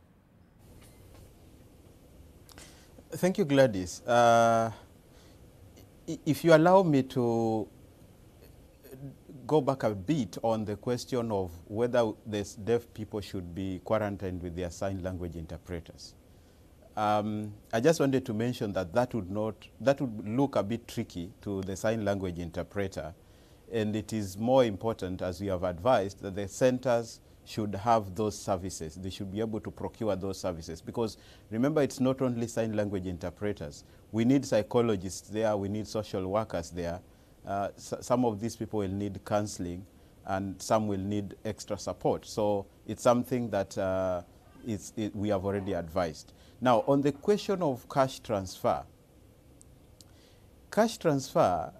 is a program that is centrally managed at the Ministry of Social Protection, Ministry of Labor and Social Protection, under the Social Assistance Unit.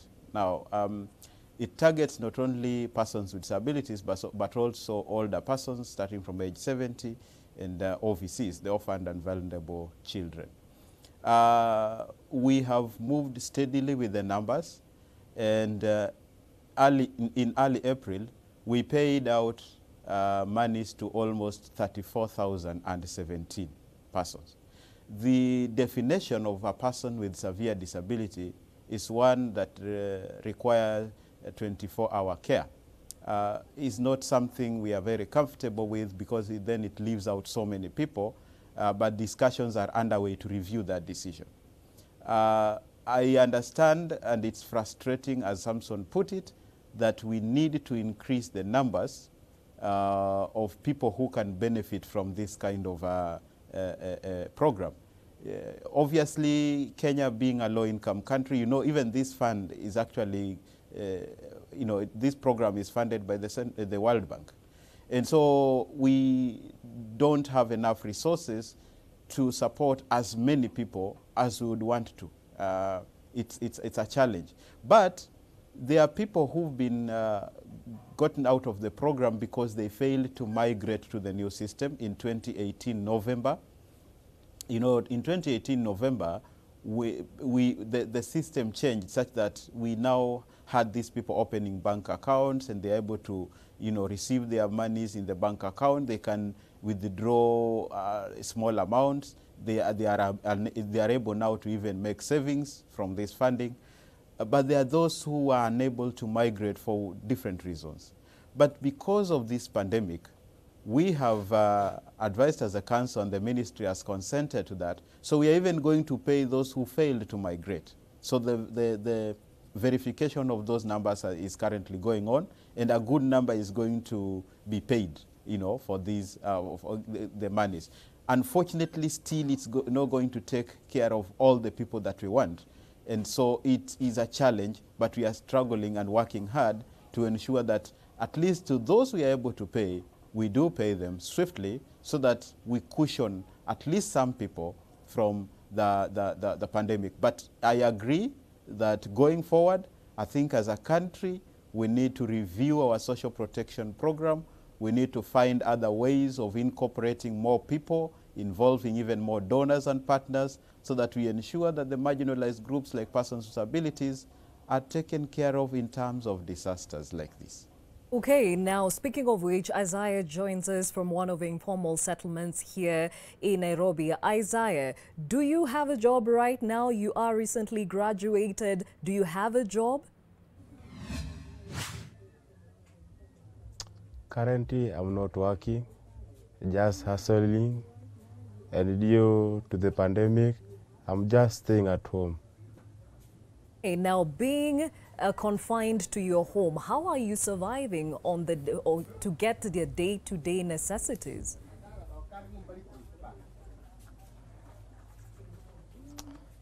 Okay, let me see, but we live by the grace of the God. Because you can get a meal on a day, but you cannot take a full meal that like breakfast, lunch, and supper. Sometimes you require to take one meal to avoid that, so that we can budget for the next day. Okay, so do you have like social workers who move around in the informal settlements to check on your well-being, how you're doing, kama una chakula? They do coming, but they've also taken our names like 5 times, but so far we have not received any help, so we don't know where is the problem, if it is a channel from the ministry or where is the problem. We do not understand. How do you get the information in as far as what the government is doing to cushion you from this, even the guidelines around COVID-19? Do you have like a radio, a television? Do people come and give you that message? Yeah, we have radios. We also had the money that the president gave out for the cushion for us, but so far we have not received any help.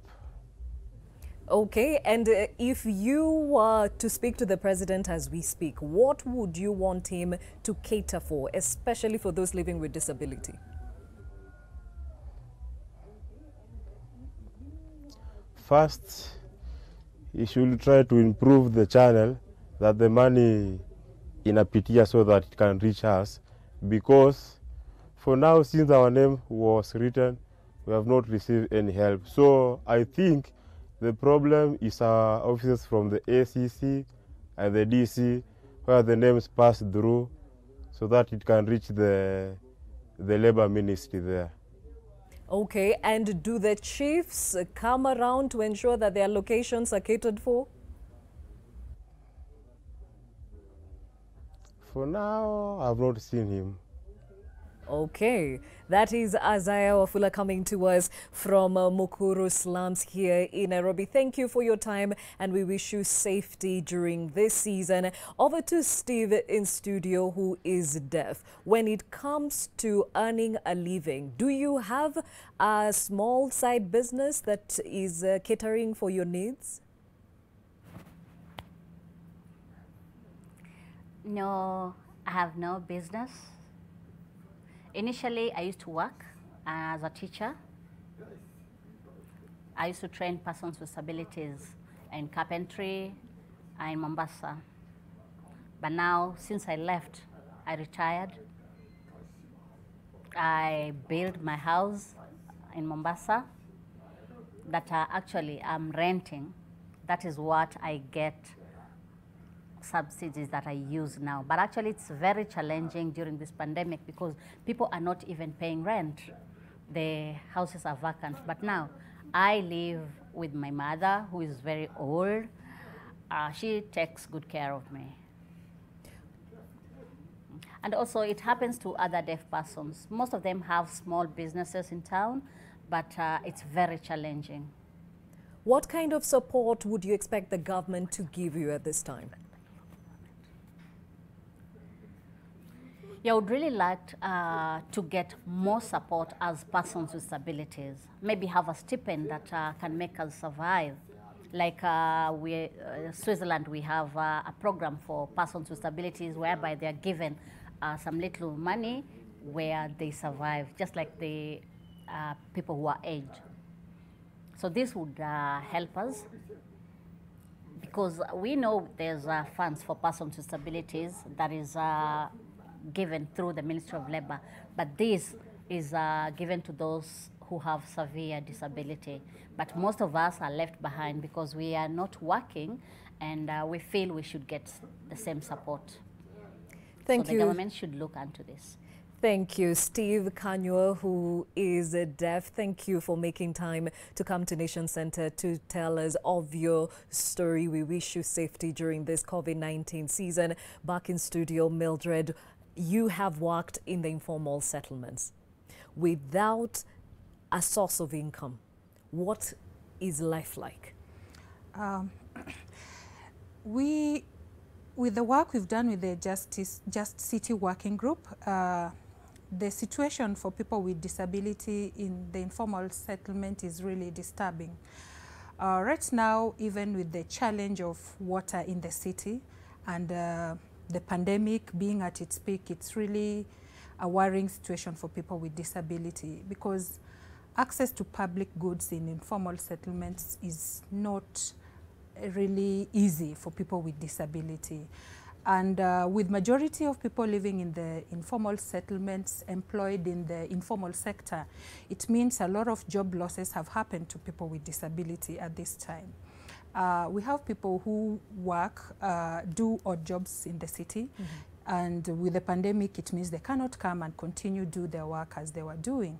We have also those people with disability who are doing para sports, and we know very well that the pandemic came with a ban to all the sports. So these people, if sports is their livelihood, it means that that job is also gone. And then this means that surviving in the informal settlement becomes extremely hard, with the number of people in the informal sector and in the informal settlements, and the fact that social distancing becomes impossible. And the biggest worry is even earning a livelihood for these people. Majority of them now don't have jobs. But then the other big issue also is that the government has proclaimed that there's funds that have been released to cushion the vulnerable people. But the big issue is that administration of these funds seems to be unclear. We've just heard from Wafula that his name has been taken by the government agencies 5 times, but he hasn't received any support from the government. This might mean that we might go through the pandemic without these vulnerable people accessing the resources that are actually allocated for them by the government. We really need that this COVID-19 be treated as an emergency, and an emergency requires that the response be fast enough and target the people who really need the support. That means that these people who are vulnerable be identified and supported. There are a lot of CSOs working on in the informal settlement, and to me it's so easy to identify people who are vulnerable in the informal settlement. If we reach out to the not only we can work with the National Council for Persons with Disability, but it's also important to work with the disabled persons organizations and civil society organizations that work on humanitarian issues. They would quickly tell you that person A lives in area X, and that make it a bit faster. So it really has to be treated as an emergency. Otherwise, these resources will be allocated, and the pandemic will come and go. And people will die. People will die from hunger. People will become more disabled because the government did not develop clear mechanism of administering resources or managing the resources during the pandemic. The other thing is that in the informal settlements, the issue of healthcare is really wanting. Other than COVID-19, people with disability have other healthcare related issues. So thinking about people with psychosocial disability or neurodiverse disabilities, these people still need their therapy. And we know majority of them are also in the informal settlements. So there's one, the cost of moving from their locality to the facilities. 2, there's also the issue of too much focus on COVID-19 with limited focus on other healthcare related issues. So we have people who are really threatened in terms of would they live to see tomorrow, because they cannot access their therapy, they cannot get the essential medicines to keep them going, and they're still living in the informal settlement. So the response should be really tailored to meet the people with disability in these areas. Okay, now Samuel in Mombasa, I remember a question during the census about having anyone in the family with special needs. Has this information helped the council and probably by extension the government to map out the priority areas in the country? Currently, not yet, because I think the issue of the census, we just gotten done with it, and there were lingering questions as to the legitimacy of the data that was gotten because of the manner in which it was handled, the Washington group of questions. So there are discussions ongoing, but there are other ways of getting this information, because as a council, we also register persons with disabilities. We have them in our database. What I didn't mention when I talked about the cash transfer is that there is the money that was appropriated by the president, the 10 billion. And this money is for persons who are, who are vulnerable, the vulnerable groups, which include persons with disabilities. And it is also frustrating, as I've learned from Isaiah, that there are those who haven't gotten this money, despite their names having been taken. But there are also others who have gotten, yeah? So if you check, there are people who will tell you they have gotten that money. It is not enough, and it is not everybody who've gotten that, but there are those who have gotten, and there are others who will get. So yes, I agree that it should be treated as an emergency, and many more people would have gotten the monies by now. But the systems are still a bit rudimentary. Whatever we get out of there, you know, is anything that involves money, you want to be very cautious. It's not as easy as get me the names. Sometimes you have to verify these things. It takes a bit of time, and it is a result of not being disability inclusive right from the start. So that we are dealing kind of with a bit of firefighting. It should not be the case. These are things that ought to have been done a lot earlier. So going forward, the money that has been appropriated by the president, plans are underway for those who haven't gotten monies yet, to ensure that at least we have some people cushioned so that we reduce the chances of the suffering that they go through. Oh, we are joined by Lizzie Kiama, who is the managing trustee, Disability. Thank you for joining us. Now, if there is something that is rampant during this COVID-19 season, is the physical and mental abuse of especially women and children. How does this look like for those living with disability? Hi, good morning. Can you hear me? Yes. Okay, great. Thank you for having me on this show today. So over and above what everyone has been saying, which is, you know, the reality right now, I think what we've been hearing from women with disabilities and parents and caregivers of girls with disabilities has been, you know, some of the assumptions in terms of accessibility of both essential products and what that truly means for women and girls with disabilities. And then the assumption of affordability, you know, when we're given guidelines, the assumption that everyone has access to this information, that everyone has access to you know, income that can sustain them to either, you know, buy products, goods, or products that, you know, they need on a daily basis in bulk, so that they're, you know, practically able to sustain themselves during a lockdown situation. But then over and above that is the amplification of the isolation that women and girls with disabilities go through on a day-to-day, which then, and the confinement within this period, which then has increased cases of sexual and gender-based violence.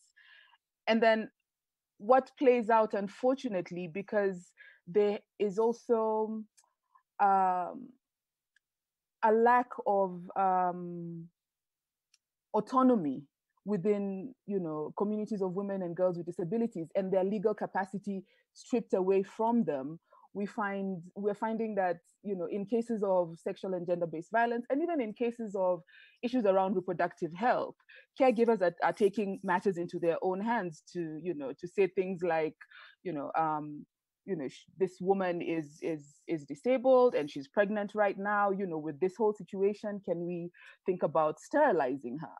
You know, so these cases have been there in the past, but they're more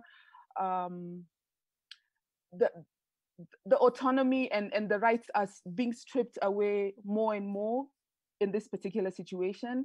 And then also, when we're talking about essential services, we have access to menstrual health and menstrual hygiene for women and girls with disabilities has been a big issue. You know, the lack of accessible products that are out there has been an issue. You know, last year we did a campaign around the same and touched on how different products that are in the market may not be suitable for, you know, women and girls with various disabilities. And this now, again, has been compounded. Most girls have been accessing products, menstrual products in their schools. And now that they're at home, again, the assumption of access and affordability comes to play. So over and above what everyone has said, I just, you know, wanted to just shine that spotlight on women and girls with disabilities.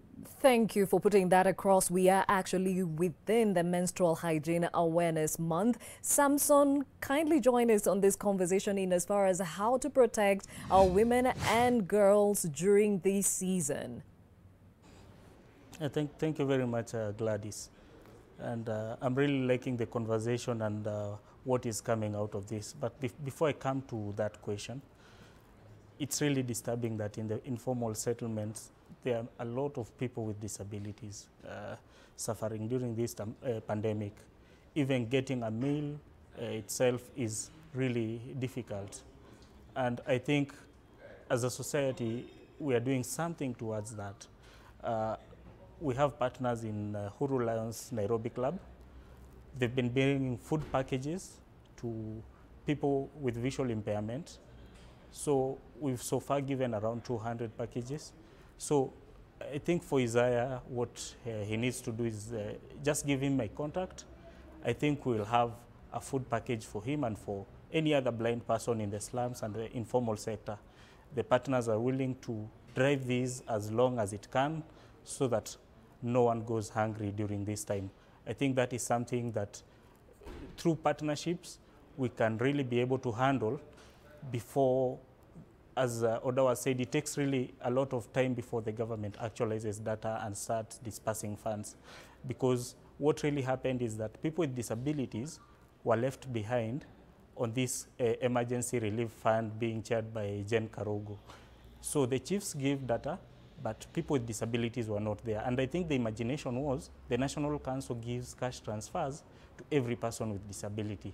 That is not the case. But I think all is not lost. What I can request is that the chiefs can still be told to go and get the vulnerable people with disabilities. And if they even add 100 or 50 people per location in the counties that are targeted, those people with disabilities will be able to benefit from that transfer, which will cater for their needs. So for the girls and women, it's a really big challenge because most of our girls with disabilities have been prone to other forms of vulnerabilities, especially which are gender-based. And during this time, I would ask Kenyans to be really keen and watch out on a fellow sister or that woman with disability around their village.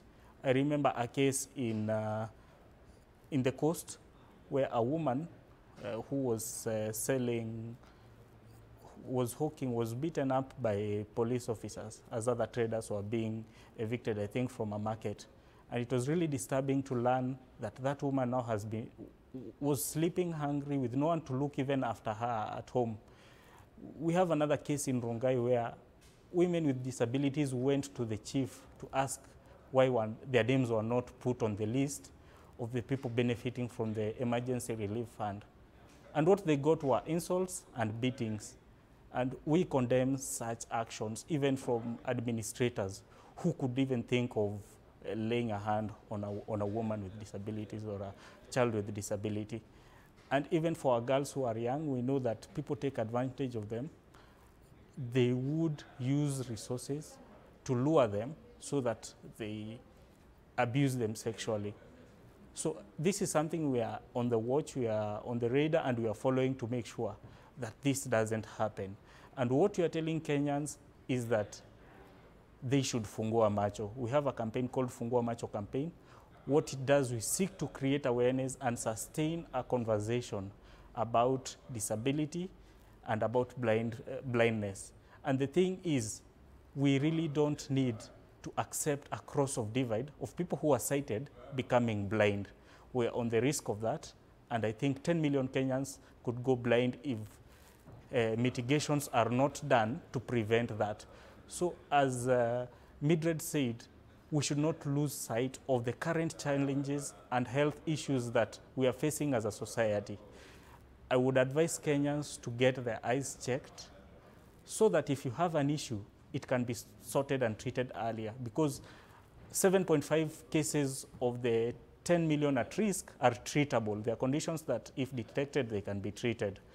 So let's all be on the lookout for that vulnerable person, for that person with disabilities. Let's do what we can to try and assist each other during this time. We are all facing these challenges, but I think when we hold our hands together, we can overcome everything. Thank you. Very well said, Samson. We shall be coming back to you even as we continue with this conversation right after this short break.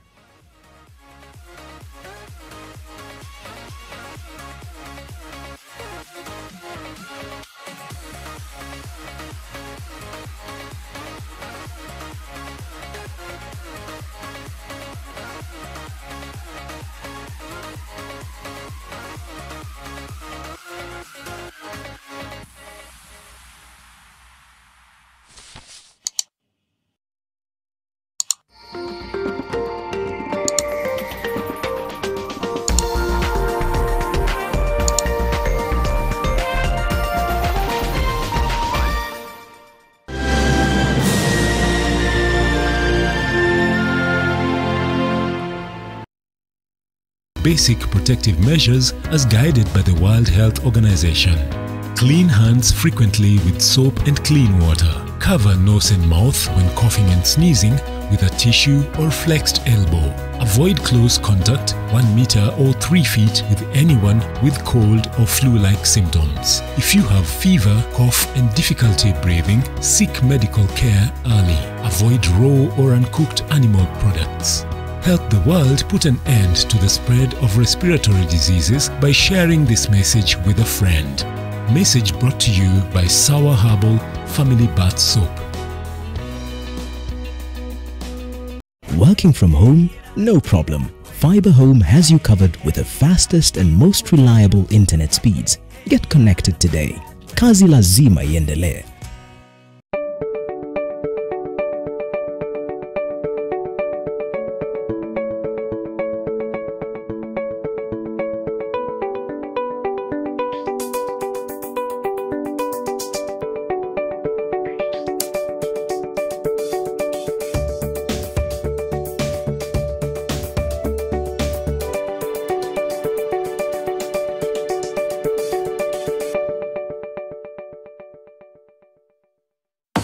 To achieve great things in life, you must do little things every day, like the 1, 2, 3 with Colgate. 1, wake up, wake up.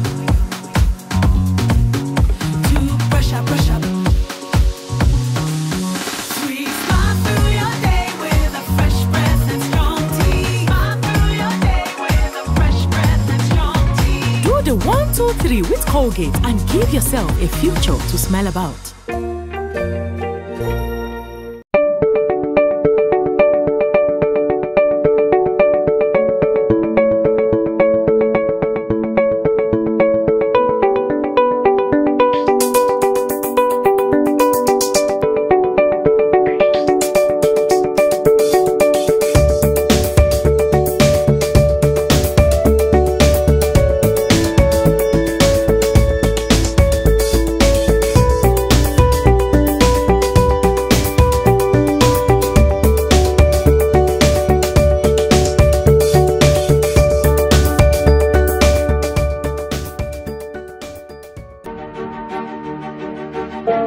are running a business and your tax payable is lower than 1% of your sales, you need to pay attention to the Finance Bill of 2020. We are going to send to the National Assembly the finance bill now for this year that's going to address all tax measures. The bill proposes to introduce a minimum tax of 1% of the sales of a business which will be payable in installments. If passed, what will this mean for your business? Where is the government getting at with this proposal? The President announced incentives to stabilize the economy, which has led to reduction of realizable revenue to the National Treasury. On Tuesday, Business Redefined delves into the heated minimum tax debate. Listen to me. I just found the money that Agatha took away from you. I'm going to give it back to you in exchange for my daughter's life. Let's just leave this place, forget everything, and head back to the States. Because of Erica? Will you marry me? You don't have to answer right now. I can wait, Erica. No. Where's the rest of the money? I'm going to give you the rest of your darn money when you let Agatha go. You can take me with you in exchange for her. Agatha, just go already. Don't you dare hurt my mother. Do you hear me? Leave before I change my mind. If I don't get my money after tonight, my dear, I won't hesitate to kill your mother. Invest in Amani Rich, the place of peace. Luxury you can afford. Call us today on 0790 300 300 or visit www.optivan.co.ke.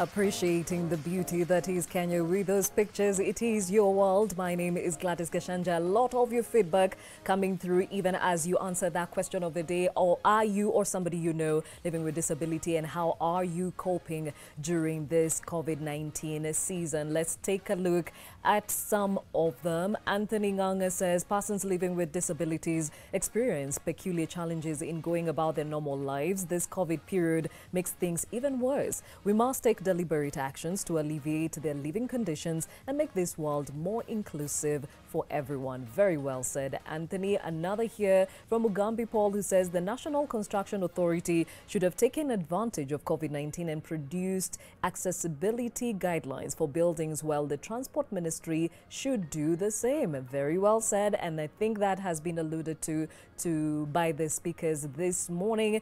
Do we have another one? Last one here from Liz Gishohi, who says programs and services need to be modified to accommodate those living with disabilities. They need not be left out or left to well-wishers or to their masses. Very well said. And we keep taking your comments, keep them coming through. Now, as we talk about this, I'm still joined by Mildred Omino here in studio, Samson Waweru in our other studio here at the Nation Center, Samuel Odao joining us from the Mombasa office, and we have Liz Kiama, who is the managing trustee of Disability, joining us online. And by the way, those that are wondering, she is physically impaired, so she speaks from a point of authority. Thank you for staying with me. Now, as the country continues with the fight against the unseen virus, people with disability feel they have been neglected by their government. People with disability have not been factored in the money that was set to support vulnerable people in society. Ruth Samway spoke with one who is visually impaired and has prepared the following report.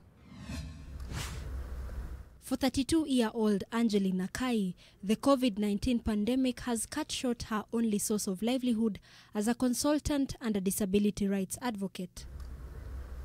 She would frequent workshops and conferences to champion the rights of persons living with disabilities, but such forums have since stopped. Meaning that I'm not working, I don't get anything, so therefore my source of income has been hampered with completely. I've been using little savings to just take care of myself, but now it is completely depleted, and I rely mostly on currently rely mostly on well-wishers like family and friends. Angeline says they've also been left out of COVID-19 information shared on TV, newspapers, and even the social media. On TV, they say, for example, if you see or think that you have the symptoms, you call this number. I think the number should be voiced. It uses a lot of infographics, diagrams sometimes that you require sight to be able to see. So there should be like text later that will be read, that you can be able to read. And are we getting this? We should also be getting the accessible formats. Like for me, I would love to know to get a braille information I can read.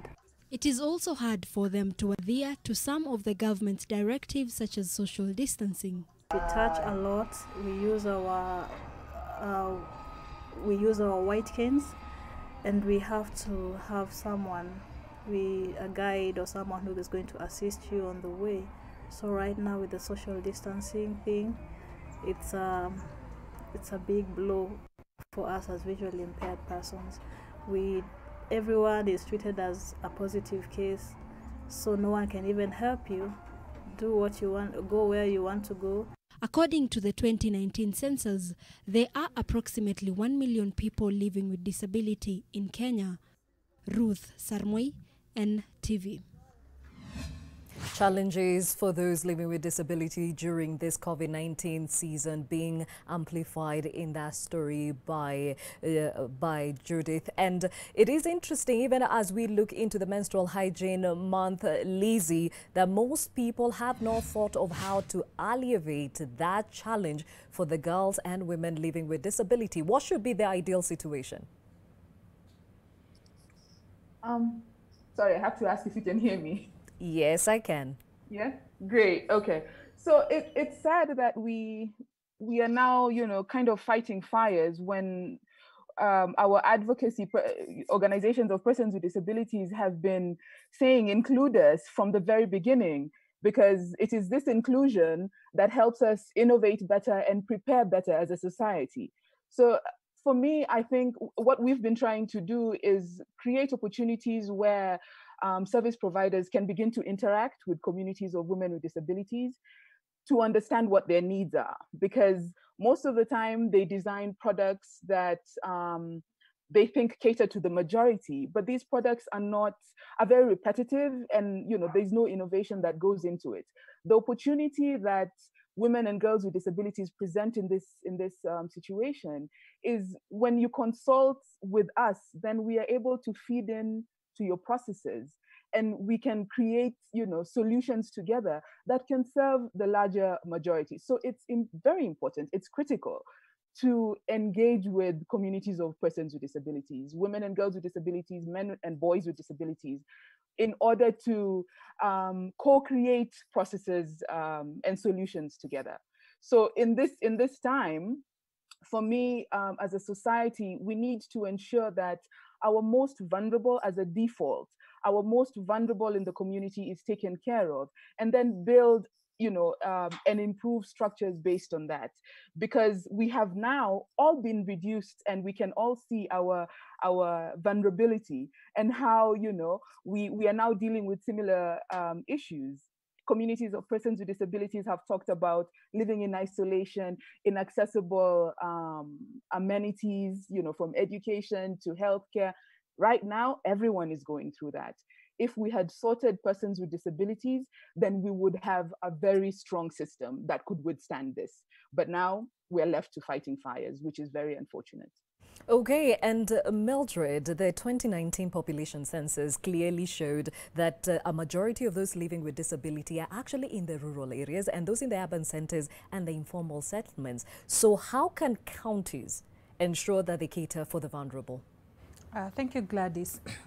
That's the reality on the ground, that majority of people with disability live in rural areas, and those in urban areas are largely in the informal sectors.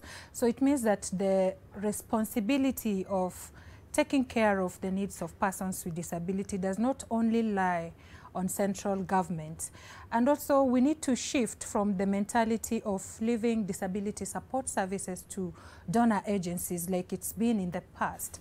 Because most of the time we've come into situations where people with disability need services, but then they're like, okay, there's an organization or a donor agency that does this and that. We need to take it as our responsibility as the national government and the county governments. That is how we'll end up reaching out to people with disability from where they are. Actually, disability inclusion should be at the point of service delivery. It cannot be left as a centralized issue. It has to be dealt with at the point of service delivery, meaning that all county governments should include the disability in their strategies. Like we need to see the county development strategy plans which have disability component in them. Like right now, we just found ourselves going through online learning because of COVID-19. Yes. It's unfortunate that this is the time that we are thinking about people with disability, and we are like, okay, how are exams supposed to be administered to these people? How are they supposed to attend the online classes where we don't have the right softwares to enable blind people to access information? And like every other panelist have said, we seem to be fighting the fire. At the end of the day, we are going to subject our learners to examination.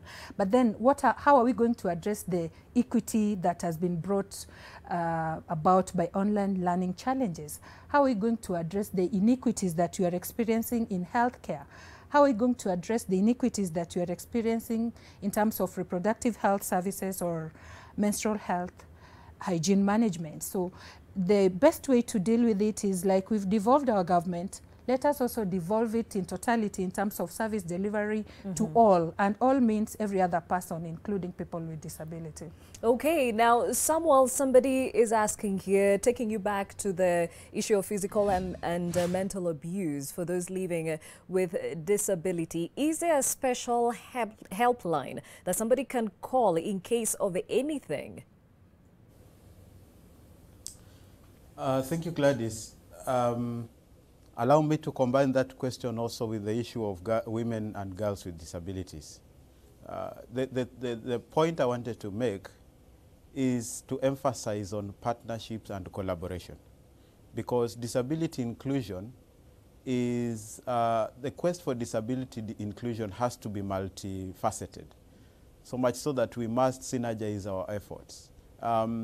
We are working with DPOs, disabled persons organizations, not only to pass information to them on what government is doing, but also to receive information from them on the situation on the ground, as it were. What are persons with disabilities going through? What kind of support services do they need? And then we pass them on or refer them, such people who need assistance, to available support services. Because unfortunately, right now, we still do not have the special helpline for persons with disabilities. But we receive information of persons who require such help. And I should also add that talking of women with disabilities, we know that they are doubly marginalized. Because first, they are women, and then second, they are persons with disabilities. And you know, women are also part of those that are marginalized. So now it means, therefore, that not only should we work on partnerships and collaboration, so that I know what Millie is doing, Millie know what the council is doing, and we can partner both at the national level and at the county level. And even the county integrated development plans, there are counties that are doing quite well, like Uasin Gishu. Yeah, and Kisumu, we are receiving reports from such counties. And we encourage disabled persons organizations and civil society organizations to work closely with those counties so that this information reaches them. And finally, teach our girls and women on self-advocacy. That is something that US is doing quite well in, and even in Europe. Let someone speak for themselves. Yeah.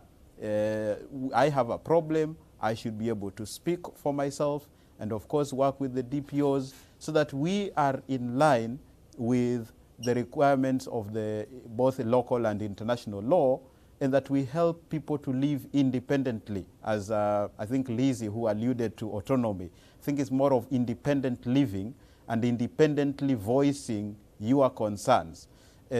So it is important that this information is not only shared insofar as what we are doing as government, but also what is happening on the ground, so that those who require services get it as swiftly as possible.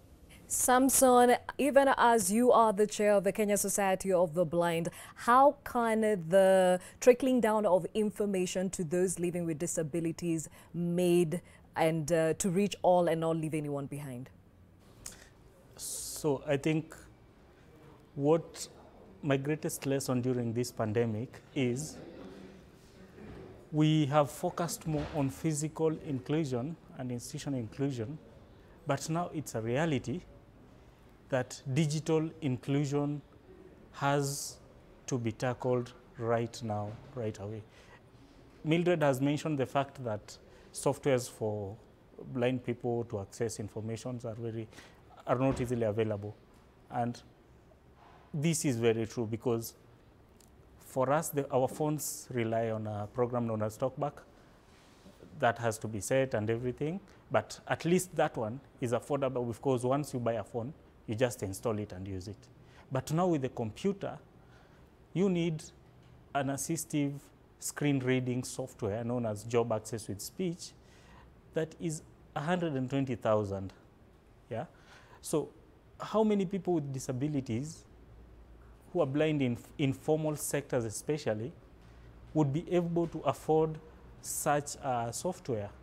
And this is where we say now the government has to come in and ensure that digital inclusion among persons with disabilities is fully attained by subsidizing such of these costs, by providing incentives that will enable people who are blind and visually impaired be able to access these devices.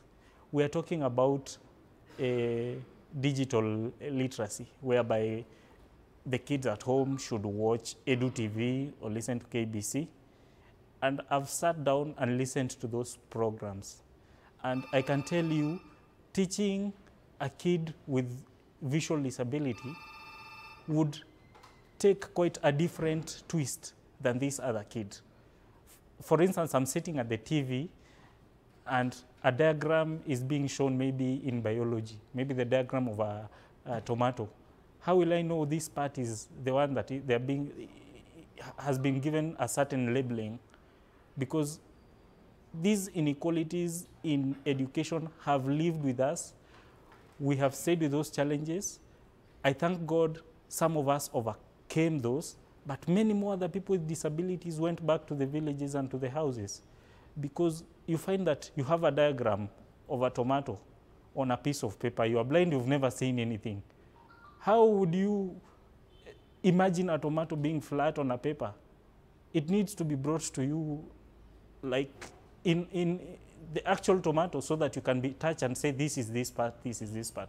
Those are some of the things that I'm feeling haven't been looked into over a long time, and now it's difficult to deal with these other issues that are coming up. But I think we can catch up. We can catch up, and I'll really request CS Magoha to come to the table and call every stakeholders, mostly the Society for the Blind, so that we are able to contribute and give a 2 cents on these large inequalities in education. We have 40,000 school-going children, and yet a large number of that, like 13,000, have not gone to school. They've attained the school-going age, but they are at home because no one knows how to handle them.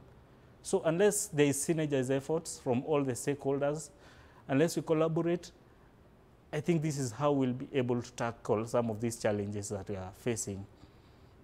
Samson, very And very pertinent issues put across. Thank you for your contribution and for all my guests that joined us this morning, even as we looked at COVID-19 and how that is disrupting the lives of those living with disabilities. I was joined by Mildred Omino, who is a gender disability advocate, Samson Wawero, who is the chair, Kenya Society of the Blind. We have Samuel Odao from Mombasa, Director, National Council of Persons with Disabilities. We had earlier Steve Kanywa, who is deaf, Lisa Kiama, who is a managing trustee of the Disability. We were joined by Isaiah Wafula, who joined us from one of the informal settlements here in Nairobi, who is blind. And so many points have been put across and clearly glaring gaps in as far as those living with disabilities is concerned. Now, your feedback is still welcome. And speaking of which,